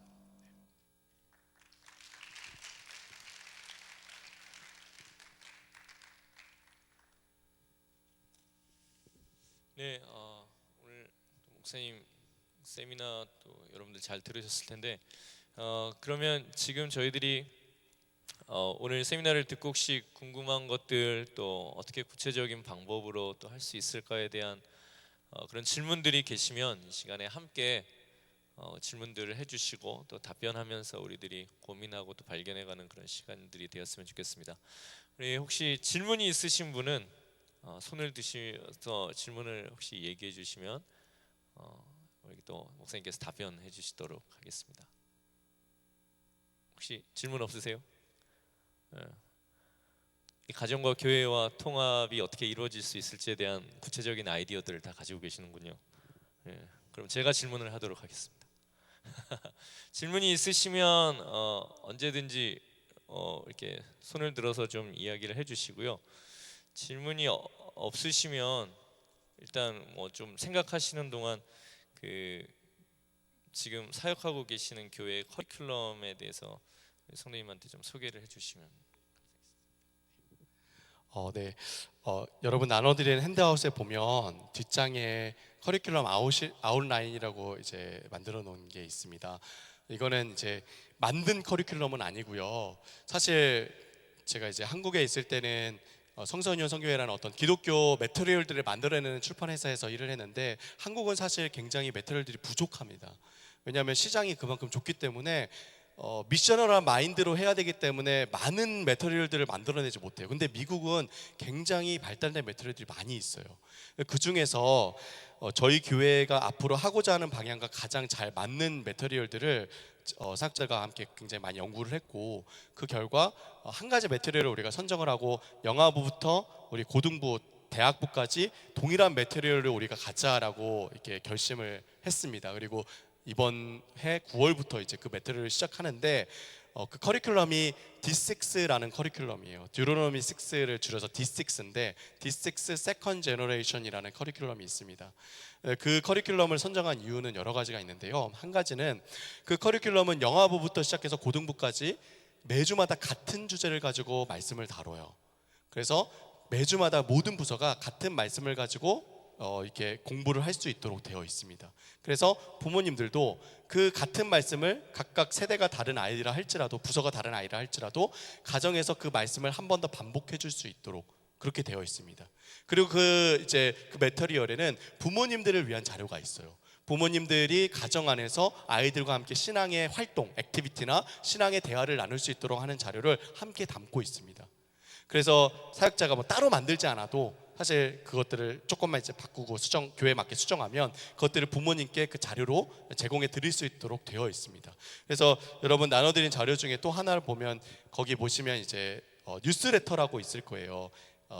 이제 뭐 뉴스레터 같이 돼 있죠. 보시면 그게 이제 저희 교회 같은 경우에 매주마다 이렇게 만들어서 나가고 있는데, 뒷장에 보시면 페이스 토크라는 게 있습니다. 뒷장에 보시면 앞부분에는 각 부서마다 지금 하고 있는 말씀들이 나오고, 그리고 그 다음에 페이스 토크 자료가 나가고 있는데, 그 자료가 바로 그 D6에서 나오는 그 자료를 제가 어느 정도 번역을 해서 그냥 싣고 있는 거예요. 그래서 매주마다 나가고 있습니다. 그래서 아마 9월에 커리큘럼을 저희가 이렇게 바꾸게 되면, 지금은 말씀이 다 다르죠, 부서마다 거기 나와 있는 대로 뉴스레터에. 근데 이제 바꾸게 되면 같은 말씀으로 같은 활동들을, 뭐 물론 어린이와 청소년에 맞는 활동들이 나가야겠지만 이렇게 할 수 있도록 그렇게 저희가 계획을 하고 있습니다. 그래서 목표하는 바는 부모님들이 가정 안에서 적어도 한 번은 주일날 들었던 말씀을 반복해 주실 수 있도록, 아이들한테 리마인드 해줄 수 있도록, 또 한편으로는 그 말씀을 주제로 액티비티나 신앙의 대화를 한 번이라도 나누실 수 있도록 그렇게 하는 것이 이제 목적입니다. 그래서 지금 하고 있고요. 네. 대답이 되었는지 모르겠네요. 네, 혹시 질문 있으시면 질문 자유롭게 해주시기 바랍니다. 아까 전에 기독교 세계관에 대해서도 했고, 그 다음에 이어서 교육에 대해서도 이제 어떤 방향으로 나갈지에 대한 이제 그런 것들 제시했는데, 한번 자유롭게 질문을 해주시면 제가 아는 한 이렇게 대답을 해보도록 하겠습니다. 네, 장로님, 네, 앞에 여기.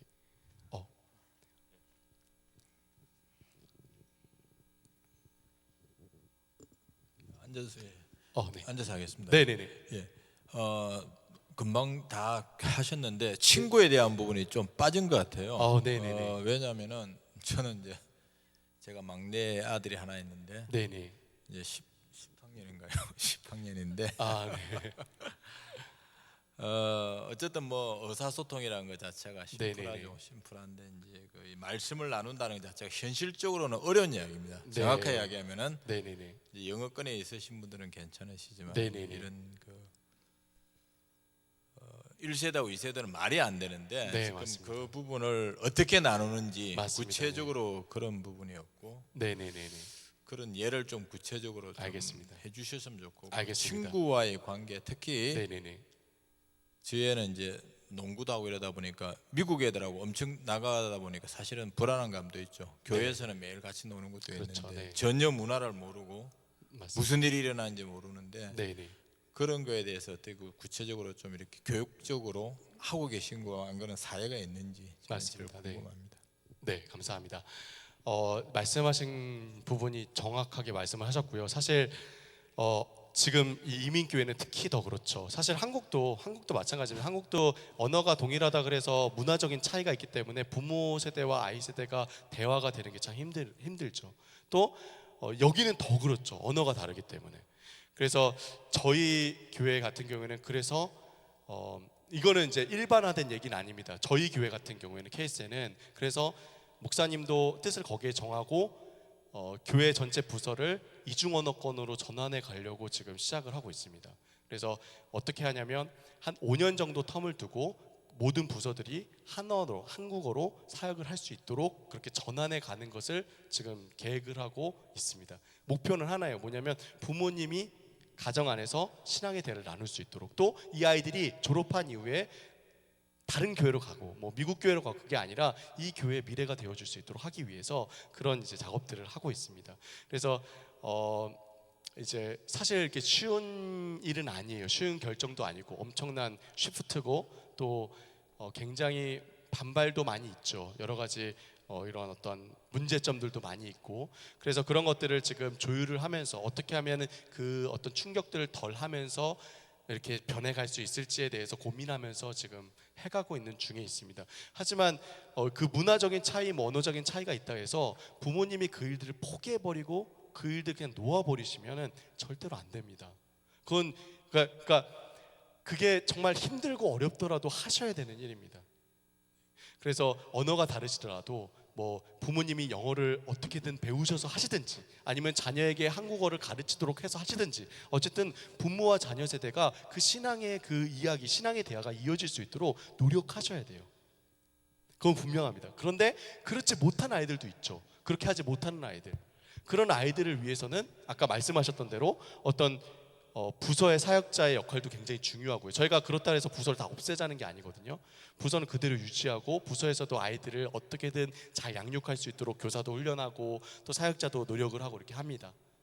그리고 아까 말씀하셨던 것처럼 친구 간의 관계에 대해서는 질문이 뭐였었죠? 친구 관계가 중요하다는 말씀이셨습니까? 네. 네네네. 네네네. 네네네. 네네. 네네네.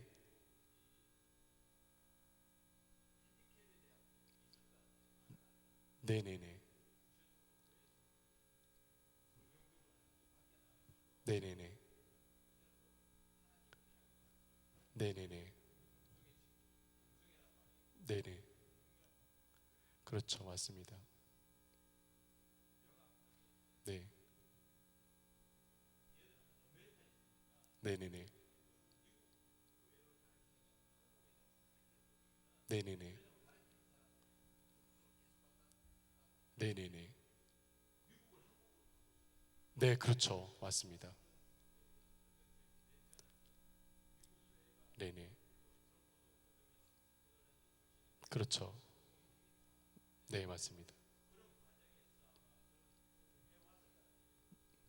네네네. 네. 네. 네. 알겠습니다.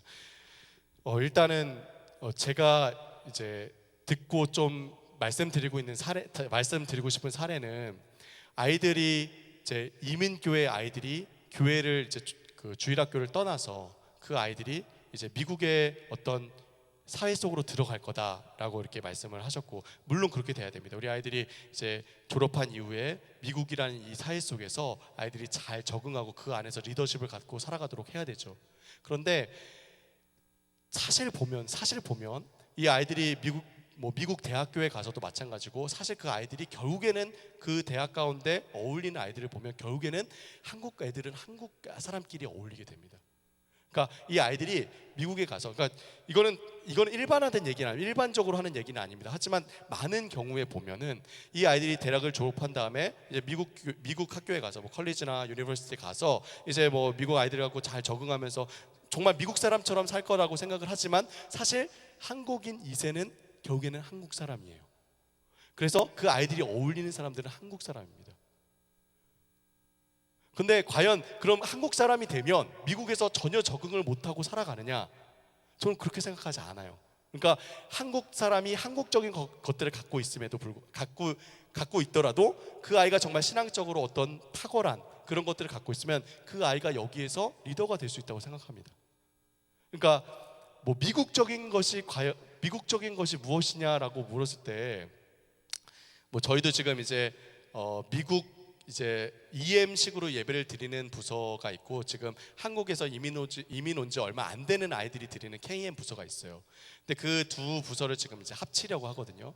근데 그러다 보니까 문화에 있어서 차이가 많이 나는 거예요. 예를 들면 EM 쪽 아이들의 예배 문화는 굉장히 자유스러운 문화가 있는 거예요. 뭐 굉장히 뭐랄까요? 굉장히 뭐 찬양도 그렇고 뭐 굉장히 막 조명도 뭐 어둡게 하고 막 이런 좀 문화가 다른 거예요. 근데 KM 쪽에서 예배드리는 아이들은 좀 또 문화가 달라요. 또 예배드리는 문화가 다르단 말이에요. 그래서 제가 그 두 부서를 같이 이제 합치려고 하다 보니까 서로의 문화들을 한번 비교를 해봤습니다. 어떻게 예배 문화가 다르고 어떻게 서로 생각이 다르고 이렇게 다를까. 그런데 결국에는 한국에서 드리는 그 예배 스타일이나 미국에서 예배 스타일이나 우리가 미국적이다, 뭐 한국적이다 하는 것들이 고정되고 정형화되어 있는 거가 아닙니다.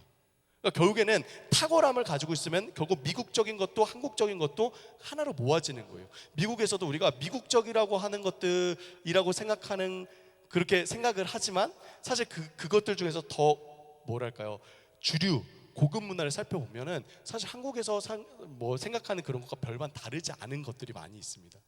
뭐 예를 들면 뭐 미국적이라 그래서 뭐 굉장히 자유롭고 자연스럽고 또 뭐 약간 루드한 그런 어떤 것도 뭐 어른에 대한 그런 거 없으니까 루드한 그런 것도 있고 그게 이제 미국적이라고 생각을 하죠. 우리 부모님들도 아이들도. 근데 사실 정말 잘 가르치는 미국 가정을 보면은 사실 그렇지가 않아요. 또 굉장히 예의 바르고 굉장히 또 정중하고 굉장히 부모님들도 존중할 줄 알고 그런 문화예요. 그러니까 이게 제가 얘기하는 게 뭐 이렇게 답이 되셨는지 아니면 뭐 좀 이렇게 좀 그럴 수도 있지만 어쨌든 그런 것들을 우리가 꼭 이렇게 나눠가지고 막 이렇게 분리시키고 그러자는 게 아니라 이렇게 좀 하나가 되도록 하자는 그런 데 의미가 있습니다. 네. 답이 됐는지 모르겠네요. 말씀하시는 게. 네. 네, 또 혹시 질문 있으시면 예, 저 교육을 담당하고 있는 박범찬이라고 합니다. 네. 저 통합 부분을 좀 관심이 있어서 말씀을 네. 드리는데요. 커리큘럼을 이렇게 만들어 주셨어요. 5개년 개념으로. 그런데 제가 궁금한 거는 눈높이가 이제 초등 아동부부터 중고등부까지 눈높이가 다를 텐데 네네, 교재 부분을 어떻게 하시는지 하고요. 네네네. 그다음에 또 한 가지는 그 성인들 여기 보면 이제 소그룹도 있는데 네네네. 그 교육부에서 그 부분까지도 담당을 하고 계시는 것 같은데 성인부의 이런 교재를 어떤 부분으로 하고 계시는지 그런 부분이 첫 번째 궁금하고요. 네. 두 번째는 뭐 얘기가 조금 거론이 됐지만 학생들의 예배가 영어로 예배를 하는 것이 좀 유익한지 우리 이민 사회 2세들이 그다음에 한국어로 이렇게 예배를 하는 것이 유익한지 그 전문 의견을 좀 주셨으면 좋겠습니다. 네, 일단 커리큘럼에 대해서는 커리큘럼은 지금 제가 말씀드렸듯이 저희가 만들어낸 커리큘럼이 아니라 선정을 한 커리큘럼인데요. 이렇게 똑같은 말씀을 가지고 하지만 당연히 영유아부 뭐 0세부터 2세까지, 3세부터 5세까지, 그리고 6세, 7세, 8, 9, 10, 뭐 11, 12 이렇게 다 나눠져 있어서요. 그 나이대에 맞게 수준으로 가르칠 수 있도록 되어 있습니다. 그리고 그게 6년 과정으로 되어 있는데 그렇게 되면 미취학 이제 0세부터 시작을 하면 0세부터 6세까지 한 텀이 돌아가고요. 그리고 또 그 다음에 이제 6년이 지나가겠죠. 그 6년에는 조금 더 심화된 그런 내용으로 해서 6년이 돌아가고 또 그 다음에 청소년 부서 해서 6년이 이렇게 돌아가도록 그렇게 구성이 되어 있습니다. 그래서 뭐 커리큘럼이 잘 되어 있어서 그렇게 이제 연령별로 가르칠 수 있도록 되어 있다는 거 하고 그리고 사실은 이 커리큘럼을 만든 사람의 목적은 어른들도 똑같은 말씀을 그 주일에 듣고 그리고 그 말씀을 자녀들에게 같은 신앙의 얘기를 들려주자라는 그런 취지가 있습니다. 그래서 이 교재를 보면 영어로 되어 있긴 하지만 어른들을 위한 교재들도 다 있습니다. 그래서 자녀를 둔 어른들을 위한 교재, 그리고 자녀들을 이제 떠나보낸 그런 시니어들을 위한 교재, 그리고 또 뭐 싱글들을 위한 교재, 이런 교재들이 다 이게 세분화되어 있습니다. 그래서 사실 그렇게 했으면 좋겠어요. 근데 저희 교회는 아직 작년 부분까지는 이렇게 포괄을 못 하고 있습니다. 네, 작년 부분은 또 담임 목사님의 그 목회 방침과 또 그때마다 이제 또 말씀하시는 그 부분들이 있기 때문에 그렇게 하지 못하고 있고요.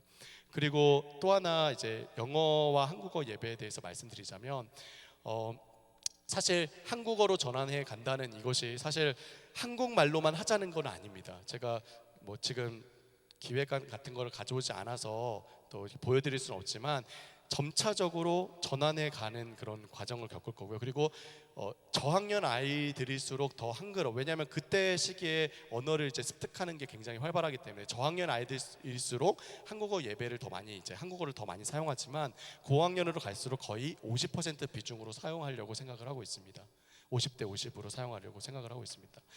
그리고 저희가 이렇게 하는 이유는 아까 전에도 말씀드렸듯이 이 부모 세대와 자녀 세대가 언어 때문에 하나 되는 것을 저해하지 않도록 하기 위해서 아이들도 충분히 이렇게 가르치면 할 수 있거든요. 그래서 한국어 예배로 드릴 수 있도록, 그래서 이 아이들이 부서 예배에서 드리는 예배만 이렇게 적응하는 게 아니라 어른 예배 와서도 통역 없이도 들을 수 있도록 하는 것이 목적입니다, 사실.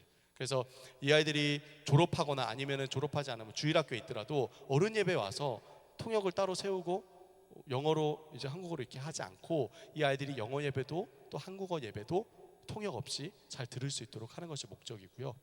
그래서 그렇게 한국어 사용을 늘려가는 것이 계획이지 한국어로 완전히 바꾸자는 건 아닙니다. 네. 그래서 이중 언어화하는 거지 뭐 한어화하는 건 아닙니다. 네. 네, 혹시 또 질문 있으시면 말씀해 주십시오.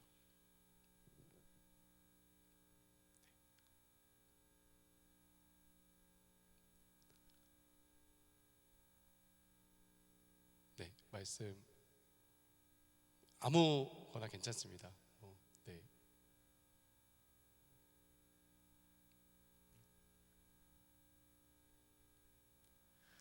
네, 뭐 질문이 더 이상 없으시면 저희 교회가 수준이 좀 높아서 그런지 질문이 많지 않은 것 같습니다.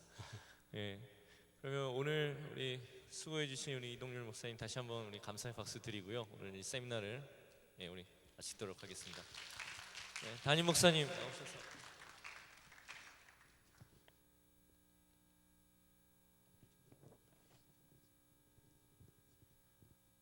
네, 오늘 우리 또 이동열 목사님을 통해서 귀한 또 우리 말씀을 들었고 또 도전이 되는 것이죠. 그래서 그 서두에도 말씀하셨지만은 교육의 프레임은 이제 이렇게 얘기는 하지만은 우리가